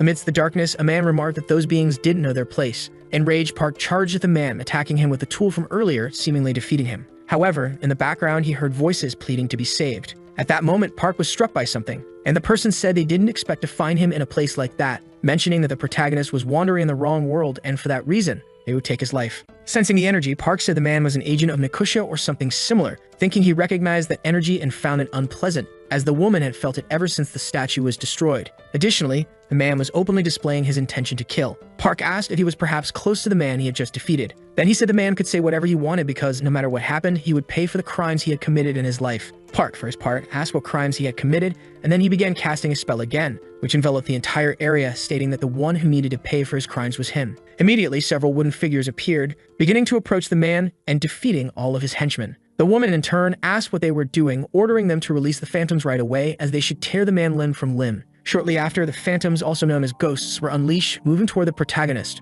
Park thought that he hadn't expected to use this, but he was glad he had bought the short pipe at the market, and he immediately began consuming the drug. As a result, his strength and muscle endurance improved along with his concentration. At that moment, Park grabbed a kind of root, mentioning that he wouldn't miss them at all, and started executing them one by one. However, the woman said it didn't matter how many ghost trees resisted, as it was like poking a rock with a toothpick, demanding to know what her subordinates were doing and ordering them to release more phantoms to trap the protagonist once and for all. In a matter of seconds, blood started pouring from her mouth, and meanwhile, all her subordinates fell to the ground. As they writhed in agony, they cried out for help from anyone. Park, surprised, observed the situation, asking if she really thought he was crazy enough to use a sword against her. Watching the smoke, the woman thought it could be what she was assuming. Then Park said that he used that drug to detoxify his body, but for everyone else, that smoke was extremely toxic, mentioning that this ability was quite terrifying. In her final words, the woman seemed to call out to her father. However, at that very moment, an explosion occurred, and a man asked if the word she had uttered was father, while another man held the first man, asking if she was referring to that person. Observing that young man, the protagonist thought he was the celestial god Nikusha. Shortly after, the man threw the other guy to the ground, who asked who were these people doing this to them, questioning if they knew who he was. However, the protagonist's friend said it didn't matter who he was because the point was that he had committed an unforgivable sin against the people. At that moment, the young man started laughing, saying he had been wondering what kind of nonsense they were talking about, asking them to remember that before going to hell. And thanks to his curiosity, he wouldn't let any mortal survive. Park thought he wasn't just absorbing the dead bodies but also taking their strength, wondering why they were using innocent people for such purposes, mentioning that the man's art was extremely powerful, and he didn't know how he would be able to stop it, wondering if perhaps he should use the nine-tailed fox fan. But he wasn't sure if it would work, yet he had no other choice. The other man said it was an ancient art, and he couldn't believe the blood reincarnation was present in the human world, asking if the protagonist could perhaps lend him his sword. In the middle of that situation, the man seemed to be extremely focused. Then, shortly after, the protagonist handed him the weapon, and he made a cut, managing to split that sphere in half. He said he had no right to punish him for his sins against innocent people, simply because he belonged to the immortal realm. However, the crime of taking the lives of other immortals and making sacrifices for his power was unforgivable, and for that reason, a member of the immortal realm should take responsibility and punish him, beginning to perform a series of cuts on the young man, who, in a matter of seconds, was killed. As a result of the Immortal Society's swift action, the terrorists were arrested, and the terrorism suspects were from an organization called Rio Ablum. Meanwhile, that lady seemed to be watching the news. A man was giving his opinion on TV, mentioning that Mortal Society had done nothing and in the end had only managed to film the scene. He said they just needed to watch that video because those two were their former heroes, and the identities of the protagonist and his friend appeared on television. The presenter said that person was extremely familiar, asking if they remembered him, as he was the hero who had appeared a year and a half ago, the one who had decapitated the giant bird from before. Sometime later, that man was apologizing to his lady, mentioning that he wasn't qualified to belong to the immortal realm, and whatever punishment was given to him, he would not avoid it. The lady, in turn, asked Park if, after doing all of that, he still dared to look her in the eyes. Then, at that moment, the protagonist bowed, apologizing for the inconvenience, thinking that the girl didn't even seem angry. Then the lady asked the man to raise his head, saying she wouldn't claim that his actions were wrong, but rather, she was reprimanding him to be more cautious. She told Park to prepare for disciplinary action, and shortly after, she dismissed them both. Sometime later, Park seemed to have returned to his garden, feeling as though he had been away from it for days, saying that he could finally see it again. Then he grabbed some notes, thinking that he hadn't expected to find what was hidden in the statue from before, mentioning that he didn't think it had any special power. Shortly after, the bear appeared on top of his head, asking if that wasn't Yi's handwriting. The protagonist asked if that family had done something wrong to the bear. The spirit, angry, said it was thanks to that family that he was in this form. Meanwhile, Park seemed to be analyzing the scroll, which didn't seem to have anything special about it, thinking that without a doubt, the one who wrote that was certainly King Sejong. In the writing, it said that he knew he didn't have much time left to live, but even so, he wasn't afraid of anything. However, the one thing he feared was seeing his son close his eyes before him, and the rest of his worries were about the people he would leave behind, stating that Hyang was losing weight day by day due to the curse of a deity. That's why he was concerned that after he and his friend died, someone protected by the immortals might seize power over the state, which could lead to that land being covered in the blood and tears of innocent people, because long ago, many lives were lost because of the deities. And before that happened again, the era of immortals treating the human world as a mere plaything. Those who hadn't awakened their spiritual physique would also need power to confront the immortals. There was a distant war in the northwest and some letters called runes, and it was said that if all were combined, it would reveal their true power, and it functioned like a verse with power within the letters. Therefore, if someone could create a text with them, they could accomplish something incredible. Park said that perhaps he was trying to create a language system similar to the Draco Bone script. The bear said that the cleverness of that child was famous, even in the immortal realm, and if he had lived another year, he would have achieved that. However, the protagonist quickly said that he believed the man had accomplished that feat. Continuing to read, the writing said that if anyone was good at reading and writing, then they should just learn how to activate it. That way, anyone could end up using the power of the letters. And his final wish was that those 28 characters would not disappear from the world, so that people could easily achieve their goals. Reading the content of that book, the boy was pleased, congratulating the person who was already dead, stating that the future the great king desired had become a reality. The boy used his abilities, and the wooden blocks began to levitate. The young man was amazed by his attack power, and that all of this was due to the power of words and sounds suited for instructing the people, as they had said that if you could imagine the words in your mind, then you could use them just by reciting. Then the protagonist said the word burn, and the objects began to catch fire. Park Haniel was amazed by what he was seeing, getting excited and continuing to burn the objects. That little bear appeared again, wondering who was making so much noise. Then, startled, he asked why the young man was playing with fire in broad daylight, jumping on the boy's head, asking how someone who couldn't even create fire without him had found a way to create it, and that the boy needed to be careful so the fire wouldn't spread. Park Haniel thought about how when he said the word louder, the fire grew stronger, or if the louder he spoke the word, the more it would consume him. Then he fell silent to think about the matter, and concluded that if he could make a long and meaningful word, he could create something more powerful and effective. Park Haniel took a deep breath and shouted, telling the sky to lament and cry as much as it wanted, continuing to shout the word sky multiple times. However, nothing happened. The boy, for his part, said that saying that out loud was a bit embarrassing, but then he noticed he wasn't alone. Sunbeam smiled after witnessing the whole situation. Embarrassed, the protagonist asked how long she had been there watching, and the girl, for her part, started making jokes about his training. Then she said it was fine to do that, and that she respected it, and smiled at the young man, which made him even more embarrassed.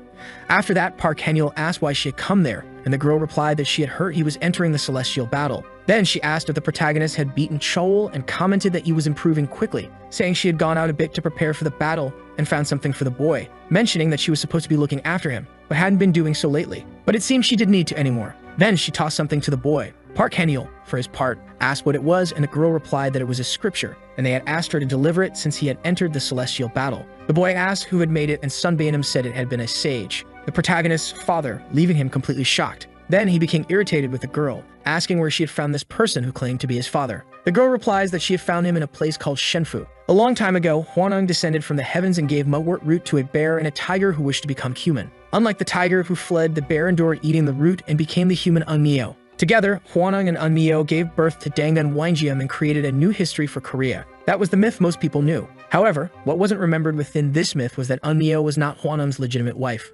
Huaneng, along with his family, cultivated the sacred tree of life in a place in Korea where the heavens connected with the earth, governing in a place called Shenfu. Sunbainum says that the protagonist's father was married to Huaneng's youngest princess and resided in Shenfu. She explains that she had finished her work in Shenfu and was preparing to return when a man approached her, saying that her son was in debt to the palace and would soon be in trouble, so he had written something of vital importance, not saying anything more after that. Park Haniel thought his father had abandoned his family and simply fled somewhere. He had squandered the family's fortune for his own pleasure, and the burden of the accumulated debt was distributed to his mother and paternal grandmother. However, his father ignored all the blame, and in the end, his grandmother died for nothing. Park Haniel grows serious, thinking that his father had found another family, and that his previous family meant nothing to him. Then Sunbainum asks him to open the box, as it was truly a valuable item. When he opens the box, the protagonist finds a sealed mystical bamboo fan. The scripture in the form of a fan had been created to tame and seal demonic beasts and evil spirits. A fan with 24 blades is considered of high quality, but a fan with more than 48 blades is considered the best. Yet the fan the boy received had 72 blades, and he wonders why his father gave him something so valuable. The girl mentions that it was useful for absorbing evil spirits if he was interested in using it. Park Haniel, for his part, says he would cherish it as he wouldn't find another way to get his hands on something so precious. Sunbainum smiles, realizing he wasn't walking an easy path. 8 hours before the competition, the protagonist senses an aura and says it feels like someone is there. Then Deek appears, walking. Surprised, Park Haniel asks what he was doing there, and the young man says he came to make a request, because he needed help crafting the Flute of Peace. It's known that the first appearance of the flute was during the Unified Silla, but the object had been conceived and created long before. During the era of King Gwanggaedo, there was a man whom even the immortals couldn't stop, considered someone perfect. Because of this, the immortals lost their powers, allowing the Water Dragon King to cause a massive natural disaster, leading to the sacrifice of many humans. In search of a solution to respond to the disasters, the three kingdoms temporarily united. Thus, the masters of the kingdoms created a celestial item, the Flute of Peace. However, the item was so powerful that they placed two restrictions on it. The first was that it could not be taken out of the Korean peninsula, and the second was that it could not be used in a way that would harm the people living there. Diev mentions that the item was only used in Silla to defeat the mighty Water Dragon King and then simply disappeared. He then says that he came to the protagonist because he probably knew what was needed to create one. And that's even because of the competition, the guards of the gardens would be reduced, so he planned to take the black jade bamboo from the second garden. But for the new Flute of Peace, they would need the black bamboo no matter what, and Lady Yuwa might become suspicious. As a consequence, there could be a new conflict with the Dragon Palace. Upon hearing this, Park Haniel thinks that Deok would likely take full responsibility, and that the reason he wanted to do this was probably because of the protests they had seen in Gwangwoman. But he realizes that Deok is different from the other immortals. Then he says he will help him, because he also thought about the good of his people, and having someone like him willing to help was a good thing, and that it would be terrible of him not to want to help. Deok is happy and says he was sure the boy would join him. He then says they should leave immediately. Upon arriving at the location, Park Haniel discovers it's a floating island. His companion explains that it was an artificially created space by the pavilion, so if they alter the structure's formula, they'll be able to enter. But it wouldn't be easy. Deok throws a small wooden horse figurine, which transforms into a beautiful black horse. Deok asks the boy to hold his hand. As they ride through the skies, the young man says he won't let them touch the boy. This statement leaves him confused. However, looking back, he sees that they are being followed by flying sea monsters. Deok drops the young man on the island and says he'll distract them. He then rides off. But Park Haniel realizes he'll also face problems there. Deciding to ingest the mandrake drug, he recalls that the proper sounds for the instruction of the people, the longer and more meaningful the sentence, the better. He then shouts the word fast and begins to run faster. He senses an unusual energy coming from two places and thinks it would be great if one of them were from the Black Jade Lake. Suddenly, he is attacked by a lizard monster, but he dodges. Park is surprised because the creature seems stronger than a celestial immortal. If it had a wood attribute, he'd be at a disadvantage. However, the boy says he has already taken his drug, so it would be hard for them to get past him. The creatures charge toward him. The protagonist shouts the word appear, and a brown bear appears. The lizards try to flee, but the bear continues to chase them. It tells the boy to keep waving his fan. The protagonist thinks it's no wonder he's called the god of the Fire Mountain. Among the great mountains, the evil spirits who command the mountains and have the word evil in their name are rare. And among all of them, there is only one that can control fire naturally. According to legend, people in the past believed that the mountain's fire would spread throughout Seoul, and to prevent that from happening, they created a lake around the mountain, suppressing the fire energy for years. The creatures flee, and the bear asks the boy to help him.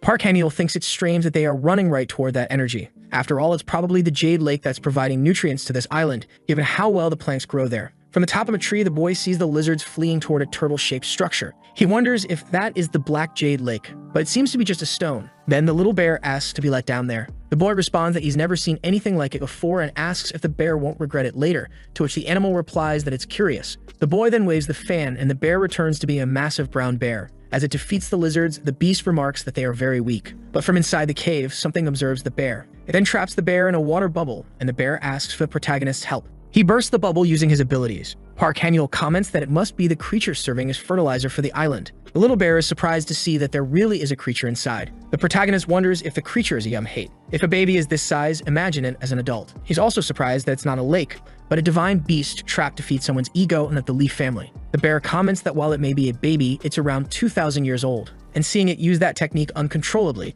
it seems like it doesn't know the basics. While holding his fan, Park Han-yeol says it's good for the bear. Frightened, the small animal asks what he's talking about. The boy waves his fan, saying he'll give the bear a jar of honey later to make up for it. He then traps both creatures inside his fan. Inside the item, the creature fights with the brown bear. Park Han-yeol is pleased to see that both fit inside. He closes his fan, saying it's time to leave. While walking with Deok, a boy thanks him, as they manage to leave safely thanks to his help. The protagonist wonders why Deok seems so out of breath. He then notices that his companion is bleeding, but Deok tells him not to worry because he just needs to rest for a while to recover.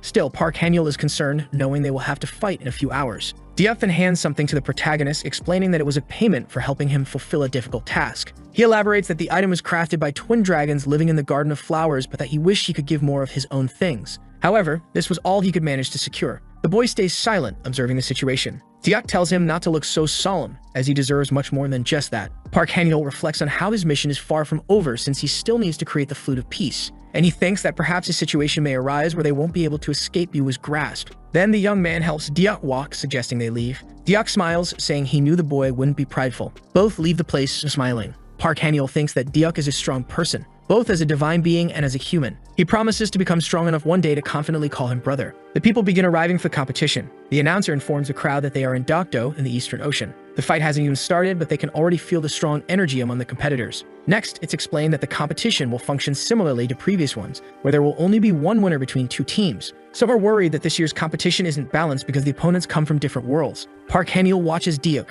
thinking about how he didn't even seem injured a few hours ago. Before the competition begins, representatives from each country send a message of greeting to the Water Dragon King, asking for his understanding as the competition will be held in his domain. Then some women prepare to transform part of the waters between the Korean peninsula and Japan. The two islands connect. This is the power of the sages. Thanks to them, the power of the water dragon has synchronized, creating a new space. The higher-ups chose the participants, and they were examined to meet the conditions set by each representative. A masked figure introduces herself as Siva, saying she will judge the competition with fairness and honor. Until a winner is decided, she promises to protect Yua with her life. A second masked figure appears, introducing himself as Odin, also stating that he will judge the competition with fairness and honor. He promises to protect the 7 branches with his life until a victor is chosen. Suddenly, the protagonist's bag begins to glow. The boy thinks that the masked man must be carrying the sword that holds the power of the 7 branches because it is reacting to the axis. The box containing the sword opens. The item seems to come to life.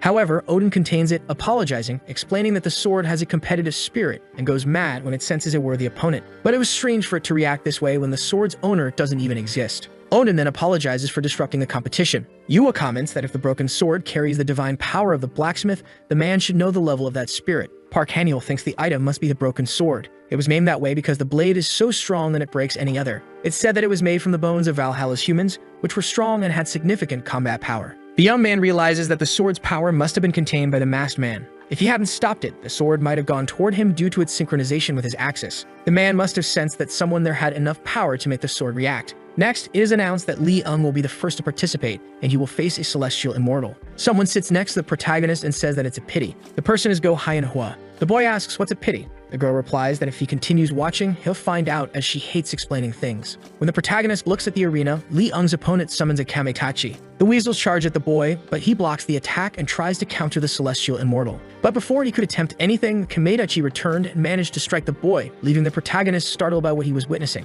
Park Han-il thought about how that celestial immortal had adapted and grown stronger within seconds. Go Hyun-ho smiled and asked if the young man understood, remarking that he was probably wondering how the opponent was winning without using any weapons. However, even if he didn't win, the boy should at least consider that on the other side, energy itself was also a weapon. This competition also served as a demonstration of the difference between Korean and Japanese abilities, and even the royal family was watching. The secret purpose of the competition was to create a performance that would stay in their memory. It was an opportunity to regain the dignity of the Go family and showcase it to the world. Yuo wanted to show the world an image of Koreans defeating the Japanese. At first, Lee-eung was just another piece. However, the boy managed to stand up after the Kamitachi's attacks. Lee-eung had taken severe damage from his opponent's attack. His physical condition was deteriorating rapidly as the wound inflicted by the Kamitachi caused him to bleed profusely. This prompted the tournament's narrator to question whether the Koreans would lose in the very first match. Then Lee-eung attempted a counterattack, but before he could do anything, he was once again easily struck by the weasels. As a result, the boy was left even more injured and collapsed to the ground, unable to stand any longer. The narrator then announced that the first match ended in a victory for the Japanese.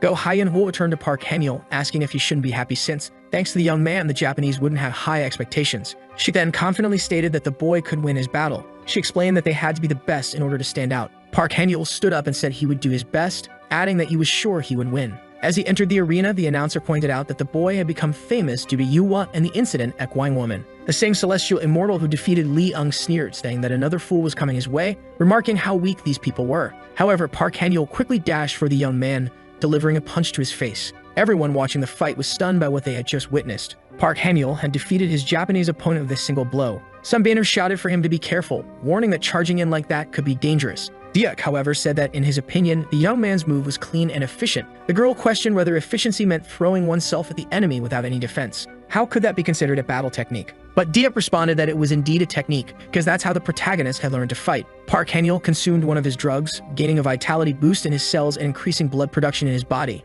Boy thought that using it would make him more resilient, but it would be better if he had used something with a hemostatic agent. Another Japanese opponent then entered the ring. Park Han-il glared at her with a murderous look, which made the girl nervous. Yet she stated that she wouldn't go easy on him. She then summoned giant samurai statues. The boy figured that his opponent was using those to avoid close combat. He clenched his fist.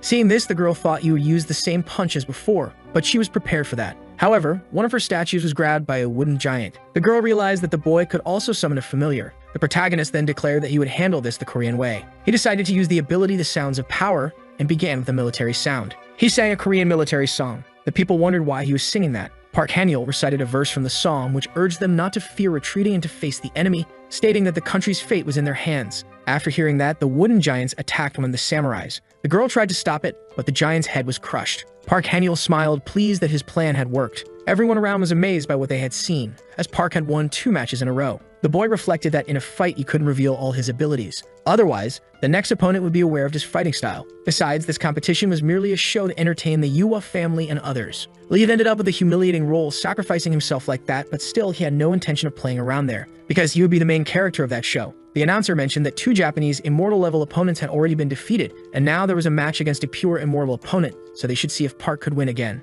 Observing the man on the battlefield, people speculated that he could be a shinobi. Park, on the other hand, thought that the man's aura was certainly different from that of a celestial immortal, assuming that this was indeed a pure immortal. Quickly, the man threw some kunes at the protagonist, who swiftly summoned his wooden dolls to defend himself. Then, an explosion happened, and once again that man attacked the boy, who barely managed to dodge the attack. However, those kunes exploded again, throwing the boy into the air. The man about to strike again was met by Park casting a spell to avoid the attack, saying that the man had almost sliced him in half. Because of that, he needed to respond with much more strength, casting a spell at the shinobi. Irritated, the bear said that the protagonist had left him alone with the man, but Park only smiled. He asked who that shinobi was and why he wanted to face the boy, but the protagonist said he'd explain the details later. Looking at the man's clothes, he noticed that he bore the crest of the Suzuki clan and few people wore the pride of the 3-legged crow. For that reason, the bear said he would take out his anger on the shinobi instead of the protagonist. Mentioning that a pure immortal was no match for him, he began launching a series of attacks at the shinobi, whose armor seemed to be melting. Satisfied, the bear remarked that if things continued like this, he could win easily. Attempting to land his final blow, the bear said he would end the fight. But at that moment, Park asked him to wait. And in a matter of seconds, something strange started to happen, because that melted armor began to move toward the bear. It wasn't steel armor, but rather magic using malleable steel. Calling out for help from the protagonist, the bear said he needed cold energy. At that moment, the boy seemed to have an idea, saying he would help and soon send cold energy to him. Observing this, the spirit remarked that the energy felt familiar, appearing surprised by something. Suddenly, a gigantic spirit was standing before him. The bear, desperate, asked who had sent that spirit there, begging it to release him. The announcers watching the scene were utterly shocked, mentioning that the protagonist's technique was lighting up the entire area. Shortly after, the shinobi appeared in tears, staring intensely at Park. Thinking that it should be enough as losing was already humiliating and the man seemed tired, he was probably going to surrender. However, it wasn't the shinobi who spoke, but a woman beside him. An intimidating aura began to surround the woman, who said it was just a fight, and to be precise, an event created peacefully between both sides. Therefore, she didn't think they needed to risk the lives of two talents over this. Park, observing the situation, remained silent. Meanwhile, the two of the young man's companions watched the scene.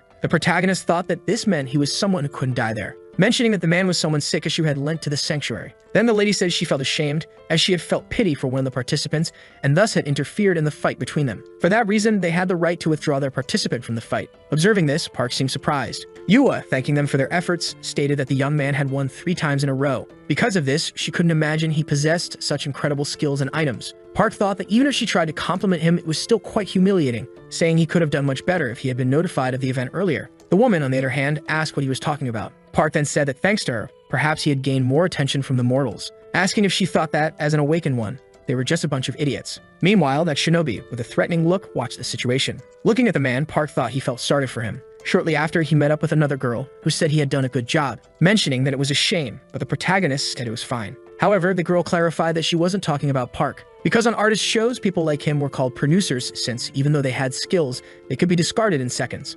Park did his best and could have done much more, but it was better for the image of that boy because Park plastically gave up with him. The protagonist thinks that if this were soccer, it would be like taking out a strong player who would definitely win the game. However, he was certain that the audience wouldn't celebrate this decision given the drama that had unfolded so far. So the boy says he didn't think she knew about those things, and she responds that you don't see much of that nowadays, but people talk a lot about it on social media, asking if it was strange to follow the world's trends. Park says it was strange but respected her nonetheless. Meanwhile, the announcer began to introduce the next participants. But at that moment, the ground started to shake and a tsunami began to form. Above it, a man asked where the traitors who had disrespected his palace were. Seeing the situation, the protagonist didn't know what they were talking about, and the other girl said they were the sons of the Dragon King of Water. The other man then said he didn't want to hear any excuses because they dared to disrespect the dragon's laws, asking if they thought he wouldn't notice they were using the competition for hidden purposes, since their real goal was to exchange treasures away from the palace's eyes. So they would be kind if they handed over the traitors, but he wouldn't fail to deliver his father's message. He demanded they return the 7-branched sword's axis they were carrying, and if they showed sincerity and offered apologies, his father might forgive them and return the items they brought to that place. However, those around seemed to disagree with all of it, so the man asked if that was their decision. Grabbing his weapon, he began to prepare for an attack, saying that all of them would be swallowed by the ocean and cast into the 7 seas, starting to unleash the ocean that had been contained. Park, watching this unfold, thought that everything had happened very suddenly, but he needed to take advantage of the situation and merge the axis with his sword. Soon after, he seemed to find the person he was looking for, thinking that if he could make the resonance between the two like before, it might work. But at that moment, a water dragon began to envelop the area. Submerged in the water, the protagonist thought that if things continued like this, he wouldn't be able to make it. So he had no choice but to do it. He began to draw a magic sword. Feeling pleased that it worked, he quickly managed to escape the water. However, he ended up plunging back into the ocean. Thinking he didn't expect to be thrown back into the water again, he realized he needed to get out of that place soon. At that moment, a glow began to envelop the area. Because the protagonist's sword seemed different, Park thought it was one of the strongest energies he had ever seen in his life, wondering if it was by chance the golden aura from the axis. It was probably because it had been held and sealed before, and that's why it had such overwhelming energy. Wondering if it wasn't too much energy because it was even pushing his own energy. Because of that, it was too much power, and if it continued like that, his body wouldn't be able to withstand it, so he had to release the energy. However, he was shocked, thinking he had only struck once and already caused damage to space-time. He was surprised because that magic seemed to be trying to engulf him, beginning to fall in that place. Sometime later, the protagonist ended up falling into an unfamiliar location. Looking around, he was astonished, wondering where he was. He supposed it was a space-time created due to the enormous power of that sword. It was worse than the garden gates that led to an entirely different dimension. Wondering if, by striking another blow, he could return to the same place as before, but it was better to explore a bit before trying that. However, at that moment, he was struck by something. Before him, an unknown person was walking. Observing the man, Park seemed to recognize him, supposing it was that shinobi from earlier, thinking that the boy had been so enraged before that he had followed him to this place. Soon after, the boy stepped on the protagonist, saying there were more tools in the world than he imagined, but at least he would let Park choose which one he would use. The protagonist, in turn, said he didn't know how to speak Japanese, so the boy told him to choose the tool for himself. Shortly after, a plant appeared beside Park. Pulling the plant out, the shinobi asked what Park was doing, calling him a weak coward. Even though he had won those battles, he hadn't done anything but send his spirits to fight in his place. Asking if Park thought he could do something with earth magic, the shinobi still intended to make the protagonist swallow his words. Park then asked what he was talking about. Right after, that plant transformed into something different. The shinobi seemed to start having hallucinations, eventually falling to the ground. Park told him he couldn't just touch anything he saw. But at that moment, blood began to gush from the shinobi's mouth, and soon after, he collapsed to the ground. Park said that he had managed to kill the shinobi, but even so, that was all there was to it. Shortly after, another person appeared, calling Park an idiot. Then the bear in human form said that every time he showed up, Park was completely wrecked. The bear mentioned that everything was fine and that Park just needed to use an elixir to recover like he always did. However, the protagonist said that he could tell just by looking at his face and asked him to be honest with him. The spirit said it looked like that had been a critical blow to one of his kidneys. Park thought it felt like his energy was draining out of his body, and if things continued like that, he could lose all his energy, and not only that, but also his life. The spirit reminded him once again that he didn't need to endure everything alone. The bear mentioned that Diak had helped him before, and for that reason, Park should be fine since his core contained the energy of a supreme immortal, and the power Diak had given him still existed, even before his transformation. The bear affirmed that Park had the dragon's blessing, a power that almost no one had, capable of even injuring divine and celestial beings. He questioned if the young man, who hadn't even lived for 100 years, already wanted to die. He added that it would be better for Park to be eaten by a bear than to die lying like a sack of potatoes. The bear doubted that Diak would want the protagonist to die in such a humiliating way. Shortly after, the protagonist apologized for everything. Then, he began to fade away. Meanwhile, Yua was ordering one of her servants to leave that place, thinking that, eventually, she would kill him. She believed that those people knew absolutely nothing, that they must be savages, because the East Sea was her territory. Yua mentioned that they didn't even appreciate her kindness in getting rid of that man, and now they were raising their blades against her. Recalling the words of that man, the girl thought the Dragon King wouldn't ruin his celestial battle with such an absurd lie. She wondered where that old serpent had heard such things. He was trying to create a hero amid that celestial battle. Even though her plan to be worshipped by humans had failed, it wasn't completely in vain. For that reason, they should wait and see what would happen. That way, soon, all the heads of the Bastard Sea would be brought to her. Meanwhile, the protagonist was waking up, wondering how long he had been asleep. As he checked how his energy was flowing, he noted that his lower core should recover soon. As he regained consciousness, Park wondered what was going on. He questioned why there were horns on his forehead, and his senses seemed much sharper. But either way, not much time should have passed since the incident. He remarked that his body felt cleaner than he had expected. Looking around, he supposed someone had been taking care of him. He guessed it might have been the bear along with Sunbae, wondering if he was still in the same place because he had consumed the magic pearl using the bamboo fan, creating that barrier. For that reason, Sunbae might have been taking risks to take care of him. Opening a door, Park went searching for that girl, and then he was surprised by what he saw. He wondered how that place had turned into a forest. He had built a shield there using his plants, but now the trees had grown immensely, leading him to suppose that a lot of time had passed. Looking to the side, he noticed that beyond the barrier, there was only destruction. He thought that those traces must have been left from a fight involving that girl. He wondered where she was. At that moment, he heard a noise. Quickly, he went to see where it was coming from. However, he was surprised. He noticed a house in the middle of that place. In front of him, a blue creature was lurking, and he realized it was his spirit. He remarked that it had grown significantly. Park asked why his spirit was so afraid of him, supposing it might be because of the horns. Then the spirit lunged at Park. However, Park easily dodged, telling the creature that it shouldn't bite its owner. At that moment, the creature seemed to realize that it was indeed its master, completely stopping the confrontation. Park remarked that it was very cute, mentioning that there wasn't much change in its energy even after eating the magic pearl, probably because it was using its strength to recover its inner core. Looking around, Park was surprised, noticing that his clothes were lying there. He wondered if there was something he could use. Additionally, he spotted a scroll. Reading it, Park questioned if it was written in Japanese, assuming it was one of those scrolls written by shinobi. According to what the spirit had said during the competition, the crow crest of the Suzuki clan was one of Yahagarasu's secrets. He speculated that these were the shinobi's clothes, wondering if they were the kind that had the ability to transform since it was quite interesting just to wear them. Shortly after, the young man seemed to notice something, wondering what it was. He sensed that it was coming from the same place that had traces of a battle. Observing a group, Park wondered what they were doing since they were trying to break through the barrier. Noticing the color of their hair and their attire, he wondered if they were from that place. However, he was shocked by what he saw, thinking that it looked just like the goblin club that Wanak had given him last time. Because it was so familiar, he realized they were a group of goblins. He didn't think there would be goblins in the space created by the seven-branched sword, guessing that this was their habitat. He wondered if they were trying to invade his territory. Seeing that the goblins were breaking through, the protagonist said he had to stop them. However, he was surprised by what he saw next. Behind those monsters, a person appeared. They asked who the boy was. However, it was Park standing before them. He asked which of the monsters was in command. Showing respect, the commander introduced himself as Tu, asking to be taken to the owner of the sword. However, the protagonist didn't understand what he was talking about, asking what he wanted with the owner of the sword. The goblin warned that not just anyone could go to that place. Only the sword's owner could do that. If Park didn't tell him where the owner was, he would surely kill the boy. However, Park said he couldn't tell him. He asked how he was supposed to say anything if the goblin didn't explain what he wanted with the man. The goblin said he wanted to find the man and punish him. Their king had made a promise that a man worthy of owning the place would come with a sword, but that man had never shown up. Park thought that he didn't know what was going on. but it seemed the seven-branched sword had some connection to that place. Frustrated, the goblins said they had waited too long for the promise to be fulfilled. Their leader passed it down from one generation to the next, and they had grown tired of waiting. That wretched man who was worthy of the sword deserved to be punished.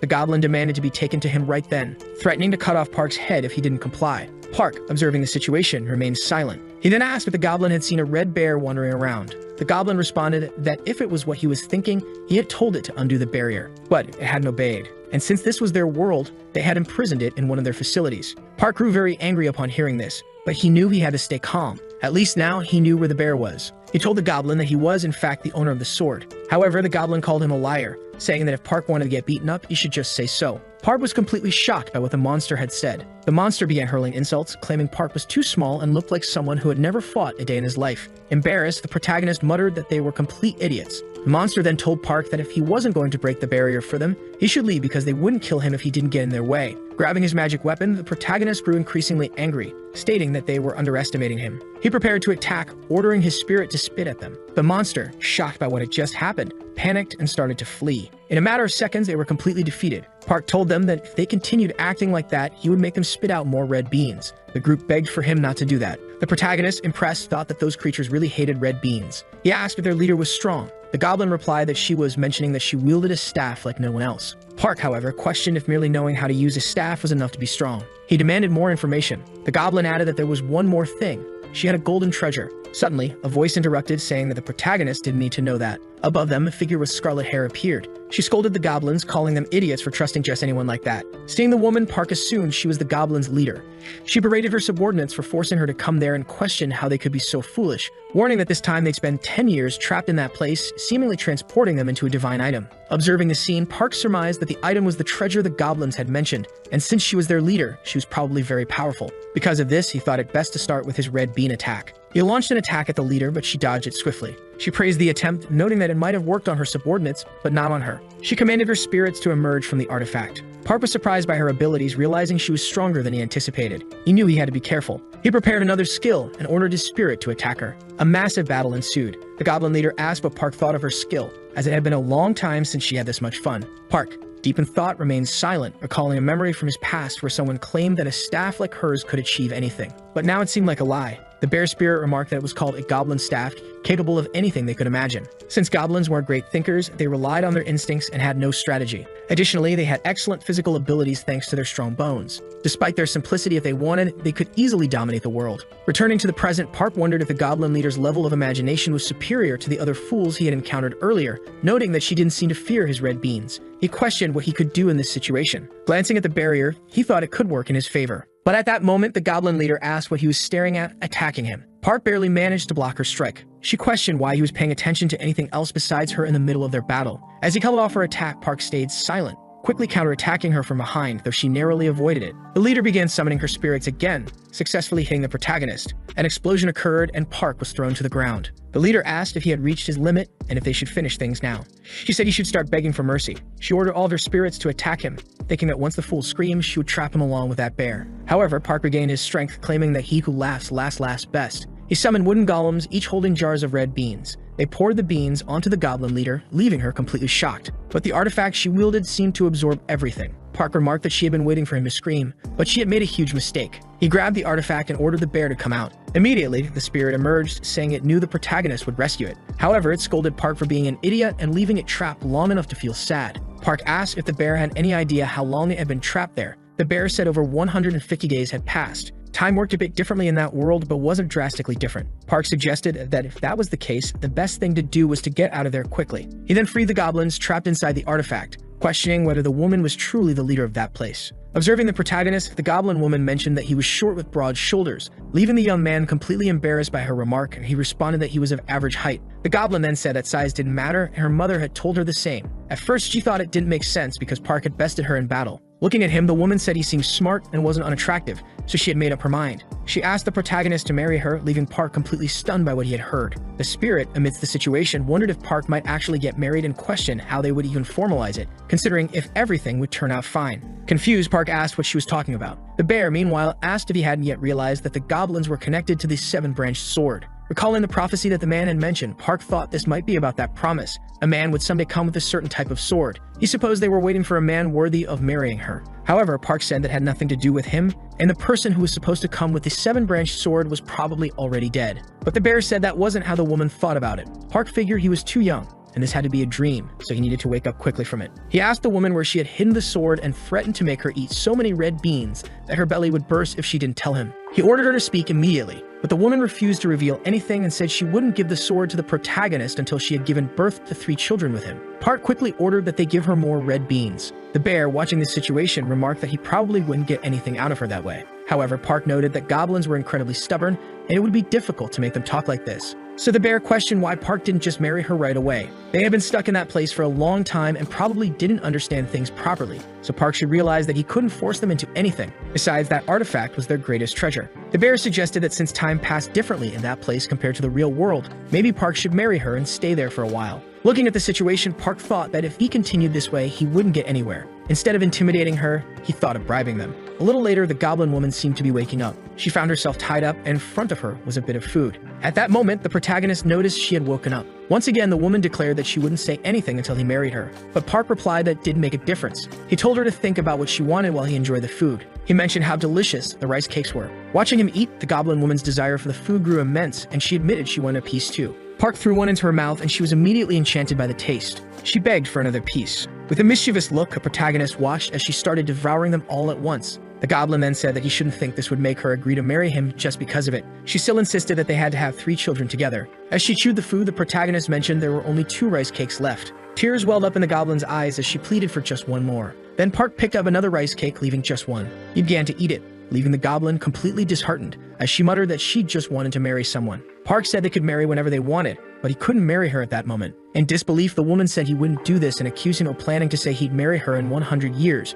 which was far too long for her. Offering her another plate, Park said he'd give it to her. He mentioned that he could even teach her how to make that kind of food herself. Holding her meal, the goblin woman seemed to accept the young man's offer. Amidst the situation, Park thought that he wouldn't mind marrying when he was 120 years old. A little while later, the goblin performed a spell to reveal a mysterious chest. Park asked if it was a treasure chest, and the goblin replied that she didn't know, as her mother had only given it to her. She then started searching for something. After finding it, she handed it to the protagonist, telling him to take it. She mentioned that it would be a token of their engagement. Park asked when it was, and the woman responded that they were seeds. Confused, the protagonist wondered what he could do with them. He quickly became surprised. Nowadays, people no longer cared much about the stories of the dakabase. They only wanted to be remarkable, and if they got hold of something like that. However, goblins, for example, are honest about their possessive desires. They don't hold on to things, trading items and talents freely among themselves. But someone with valuable talents wouldn't part with them so easily. This often led to even more complicated situations. For that reason, negotiating with goblins by offering something they excelled at was the easiest way to get out of a situation like this. Taking the seed, the bear mentioned that it must be valuable in some way, asking the young man to inquire more about it from the goblin. Park wondered if he could keep something as good as that. He called the goblin, who affectionately referred to him as Love. Park then asked if those seeds came from a particular place. The woman responded that her grandmother had taken them from her world before coming to that place. She explained that the former owner of the seed was one of the ministers, as she had mentioned. He was famous for cultivating herbs and medicinal plants and had traveled between worlds. However, he was forced to treat an incurable illness one day and ended up imprisoned, dying of starvation. So he gave the seed to her grandmother in exchange for hiding the rest of his family. Park asked if he had been a herbalist. Reflecting, Park thought that the book he had been trying to decipher to create medicine was likely his. The goblin added that the man had worked for an extremely powerful figure. He wielded a sword and rode a horse, and people said his arrogance had pierced the heavens, leading to his eventual downfall. She asked if there had been a war at the time and things had turned bad. As a result, he gave the seed to her grandmother to remove his family from the battlefield. Park asked if that madman had dragged his family into war, and the woman confirmed it. He didn't want to suffer from their loss, so one could imagine what kind of man he was. Park reflected on the word loss. He thought it was even more disappointing than the suffering itself. The woman stood up, asking if they could continue. Park, observing the situation, urged her to calm down. Afterward, the woman took up her staff again. She began attacking the protagonist. Surprisingly, Park felt no pain at all. However, the woman said she was infusing something into him. Park mentioned that he wasn't feeling anything different. The goblin told him to relax, assuring him that he would eventually figure out how to use it to his advantage. Looking at the chest, Park thought that now all he needed was the 7-branched sword. Opening the box, he found the sacred sword inside. The bear remarked that swords of that level usually stored a lot of energy, but this one seemed quite different. Since its basic attribute was wood, there was no reason for Park to hesitate. Park replied that the contradiction of wood was precisely the earth. Even so, the bear insisted that no matter what happened, Park shouldn't stop. Seeing the energy, the bear urged him to go ahead with it anyway. At that moment, Park grabbed the sword, and a giant beam of light enveloped him. He appeared to struggle with controlling the sword. The bear warned him not to let go of the sword under any circumstances. Park, irritated, asked if the bear thought he couldn't handle the immense power of the sword. The bear, astonished by what he was witnessing, mentioned that it was the first time he had seen Park like that, as the energy was now emanating even more powerfully. Right after that, the sword seems to calm down. The bear says that it was incredible, and it was as if he were watching the spirit of an elite general guiding the sword along with him. That's why he knew that the seven-branched sword was amazing. Park, on the other hand, thinks that he acted on instinct when he grabbed the sword, and it felt like he had been using it for a long time, assuming that must be the talent she had given him. He then asked the goblin if she wanted to get married at that moment. The scene then cuts to the protagonist's world city. That cheerful spirit mentions that it was very enjoyable. Park, on the other hand, thinks that it had been a long time since he had been to Korea. The protagonist wanted to have his spirit before, but during the fight against the goblin leader, he ended up using too much energy, so he came to the nearest city since he couldn't make it to Bear Mountain. Thinking that the goblin wanted to go with him, however, she was still very irresponsible, mentioning that it had been 7 months since his competition, and still many people were talking about it. Furthermore, since that incident, the Dragon King of the East Sea had not returned yet. Civilians and reporters started criticizing the invasion of the East Sea people without a valid reason, and they also began criticizing the 3 princesses of Korea for not saying a single word. However, a month later, the Dragon King appeared, apologizing, saying that it had been a mistake and a failure in the communication of the information received. But even so, no one was able to forgive either of the powers yet. The bear, on the other hand, asked what had happened to the dragons of the West and South Seas. Then Park responds that he didn't want to get involved in that situation, as they might not have been on the side of the East Sea. The spirit, on the other hand, asserts that it was quite obvious, as they just wanted to cause a commotion for no reason.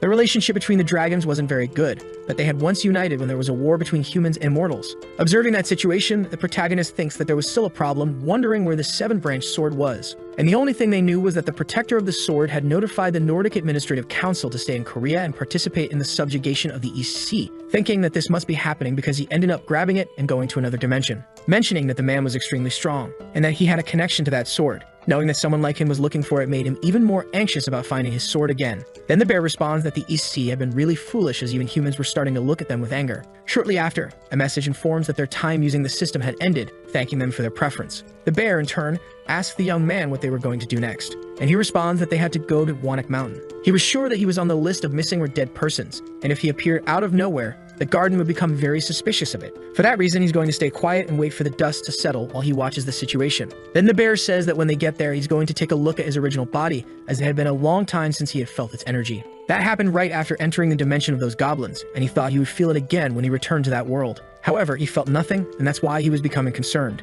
Surprised, Park wonders if it had been 7 months since the bear had felt energy in his body, asking if that wasn't too serious, and for that reason, they should leave immediately. And because of that, they head to the mountain at that moment. Sometime later, the two already seemed to be near the destined place, completely surprised by what they had seen, as that tree had grown absurdly, and with it, there were beehives. Surprised, Park wonders how those bees could penetrate that barrier. However, the bear says that everything was fine, as sometimes one insect or another could end up getting in. Observing a branch of leaves, the protagonist questions what that was. Then the bear seems to be in disbelief at what he had seen, as under that place another bear was resting. The bear, in turn, is surprised, mentioning that his original body was very strange, and for that reason, he didn't know what was happening. Shortly after, those bees seem to start attacking the two of them, so Park quickly pulls out his scroll along with his artifact, which begins to summon all his spirits. Ordering his spirits to attack those bees, a battle with them begins. However, for Park, there were too many of those bees, and he thought they were very difficult to kill, even using his abilities, and for that reason, he needed something stronger. Then, shortly after, the bear ends up awakening his true form and begins to charge at those bees. Park, in turn, asks him to wait, but the spirit says that he could let him take care of all of them with his fire, and if it weren't for their hive, he would have attacked with all his strength. But he couldn't hurt the tree, as it was simply infested with those bees, wondering if there was any other way to get everything off that tree. Park, on the other hand, ponders over a situation that might work, while watching those bees on the ground, assuming that they had not been killed even after being attacked. And in the same moment, he seems to have an idea about a good plan. Immediately, Park asks the bear to wait for a moment, asking him to step aside, and right after, he seems to throw something in front of those bees, which are then defeated, and as a consequence, they end up fleeing from the tree, crashing into those barriers. Observing that situation, the protagonist feels relieved, mentioning that he had managed to set up that barrier. Surprised, the bear says he didn't know how those bees ended up in that place. It was just a guess, but there was a story that, in the past, the Queen of the West built something called Golden Peak on a mountain. But it had been a long time since she appeared, and the Queen of the West was the goddess from Chinese mythology, considered a fairy and possessed potions of immortality. Pointing to the tree, the protagonist asks if he was saying that because of what had happened, mentioning that a long time ago some bees were traveling, and when looking for an area to settle, they smelled that place, and for that reason, settled in the tree. Standing up, the young man assumes that all the bees were already dead, as the smoke inside the barrier had already disappeared, asking the spirit if they should take a look. Shortly after, they seemed to approach the tree, opening a hive that was filled with honey, saying that it was not ordinary as it was clear that it had pure energy in it, stating that they could even preserve it. Park in turn questions whether it would be possible to make a stock of honey in that place, assuming that he could use it somehow to make an extremely powerful elixir. Observing those honeycombs, he ends up finding bee larvae, mentioning that they still seem to be alive inside that hive and if he wasn't mistaken, had many nutrients that helped them grow. Beginning to taste them, he mentions that he wanted to know if that was true. Shortly after, the system announces that a drug has been consumed and the property of the drug was called royal jelly, which as a result stimulates the protagonist's growth. The protagonist says that thinking that the larva had honey, he had assumed it would be sweeter. Observing the protagonist, the bear seems surprised, asking why his head was glowing. Noticing the young man's horns, the bear assumes he was the son of a dragon. Completely shaken, the bear questions what was happening, and Park responds that it must be because of the draconic power he had consumed. But for the bear, that didn't make sense, asking how he was taking on dragon characteristics as if he had been born one. Then Park replies that lately only strange things had been happening and he saw what he was wearing before. Observing that scar, the spirit mentions that it was really strange, questioning if the young man was okay. Park asks if he knew what was happening, to which the bear replies that he didn't know anything about it. A dragon is born with the power of water offered by nature, and thus they practice martial arts, accumulating this power for thousands of years. And for that reason, they are an extremely legendary existence, but humans are completely different from dragons because they can use more elements of nature. So in the case of someone being both human and draconic, they could become practically invisible. For this reason, Park could end up becoming a monster that had never existed on the face of the earth, mentioning that it must be hard to bear all that power inside him. However, Park responds that he still hasn't fully developed, and because of that, it would be harder to manage. The bear says that seeing his core receive the power, his horns started to grow. For this reason, he could end up becoming a complete dragon after consuming more energy. But since he was human, he could still suffer some side effects as a consequence. Moreover, if he became a dragon, he might end up being forced to live in the water. Immediately after, our boy begins to ponder over the possibility of becoming a dragon, thinking that as his horns began to grow, it meant that he could consume the power of water. And if he left the larvae there without any issues, they could end up turning into new bees and then produce more honey and many more larvae for him. For that reason, he could take incredible advantage of that. Shortly after, our boy responds that he wanted to learn to use his power better because, thanks to the pill that woman had given him, his power didn't go out of control and he was able to drastically increase his energy. Since the elixir had the wood attribute, it was like a light at the end of the tunnel for him, asking what the correlation and contradiction of his elements were, because some elixirs he used were ineffective, and it was probably because of his wood element. For that reason, if he used one that contradicted wood, he would probably be able to use the other properties without suffering too many negative effects. Then the bear mentions that it seemed like a good idea, asking what exactly he wanted to learn. He responds that he could try using that, pulling out various notes that were in his backpack, mentioning that they were books left by the disciple of the celestial wolf, and another was a scroll from that shinobi's family from earlier. He didn't have much to do in that place, and for that reason,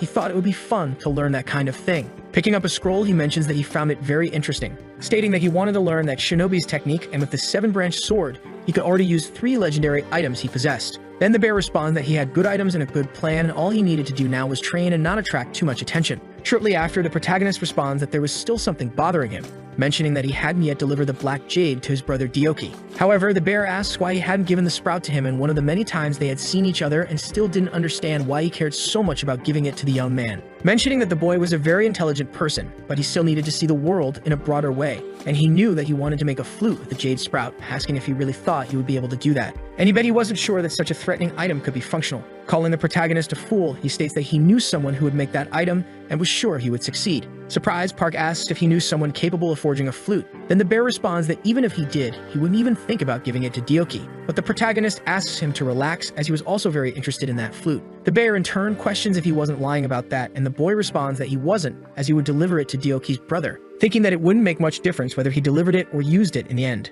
Accepting the protagonist's offer, the bear says they would go to that place immediately, and the blacksmith he was going to introduce was known as the God of Fire. A long time ago, he settled his debt with his nephew and sister, and for that reason, they were heading to Mount Kua at that moment. Park, in turn, asks where that was, and the bear responds that maybe he didn't know because it was in North Korea. Park, in turn, is completely surprised, asking if the bear was by any chance North Korean, and moreover, the boy had a sister. However, the bear says he wasn't who he was thinking of because that mountain he named after his sister wasn't the same as that other mountain. After all, he wasn't the spirit of that place. However, his nephew was called Dengan, and according to the lady in the North Korean peninsula, there were 3 great powers that controlled the entire country, and it seemed that the bear's sister was an Azadal on Mount Kuo. Sometime later, the protagonist, along with the bear, seems to arrive at their destined place. Park, in turn, was completely in disbelief as they were really in North Korea. But in any case, they say that place is one of the most powerful in the entire North Korean nation, asking why he couldn't see it anywhere. The bear, returning to his human form, asks him not to stray too far from him. Park mentions that it seemed like they were still very far away, and the spirit responds that they had already arrived at the location. Observing something, our boy seems very surprised because in front of him were 2 giant statues that start to speak, asking who they were, as Azadal didn't allow the entry of visitors who were not invited. Shortly after, the spirit tells him to say that the red bear from Mount Wanak had come to see them. Then the statue asks them to wait a minute, and the bear responds that he had brought them a snack. Park, in turn, is impressed, thinking that they became so apprehensive when they learned it was the spirit, and now seeing him, he truly seemed to be of nobility. But even so, he still hadn't grasped the essence of that place. At that moment, our boy seems to start falling to the ground, mentioning that he felt a bit dizzy, completely surprised by what he had seen, as a gigantic city was in front of him, mentioning that they were using magic to hide the village, wondering how so many people were living in that place. The bear responds that not everyone there was as good a person as him, and that's why, before they hid in the Azadal of the human world, they selected the people who deserved to live in that place. There was a rule that everything, even the right to live or die, belonged to his nephew, who in the end allowed many to live in that place. Park, in turn, thinks they could say he was similar to the great leader of paradise on Earth in the north. Then a group of people seems to approach the protagonist, and the man mentions that the leader wished to see the spirit, who quickly asks who the leader was at that moment. The man responds that it was the great mother who was waiting at the main house, asking who his companion was. He responds that it was his subordinate and a child of his trust. Accepting what the spirit had said, the man asked them to follow him, and some time later, they all seemed to be walking together to the destined location. While Park was apparently blindfolded, the man mentions that they had arrived at the place. Park, still blindfolded, assumes that this was the main house of that place. He mentions that there was such a beautiful palace in that place, however, the place seems strange. Then a girl was standing before him, whose name was Onjiu, mentioning that she seemed completely different from her lady. Next, the girl thanks them for their hard work, apologizing if she was bothering them with her request. Shortly after, that man leaves, and only the protagonist and his spirit remain beside that woman, mentioning that it had been a long time since they had seen each other, and she truly missed him a lot. Starting to hug the boy, who was now in his human form, stating that her brother hadn't changed a bit since he disappeared and hadn't sent any news during that time, which is why she had been so worried. With a threatening tone, she says he must be tired from walking all the way to that place, and for that reason, should get some rest. Shortly after, the protagonist seems to understand the situation. Then the girl responds not to worry about it, as it was temporary. The girl in turn asks if he was afraid of her, as she was the only family he had left since they were still beasts living in forests. However, she was still very curious about him, asking why a dragon was there coming as a subordinate of her brother. Shortly after, the protagonist removes his mask and says it would be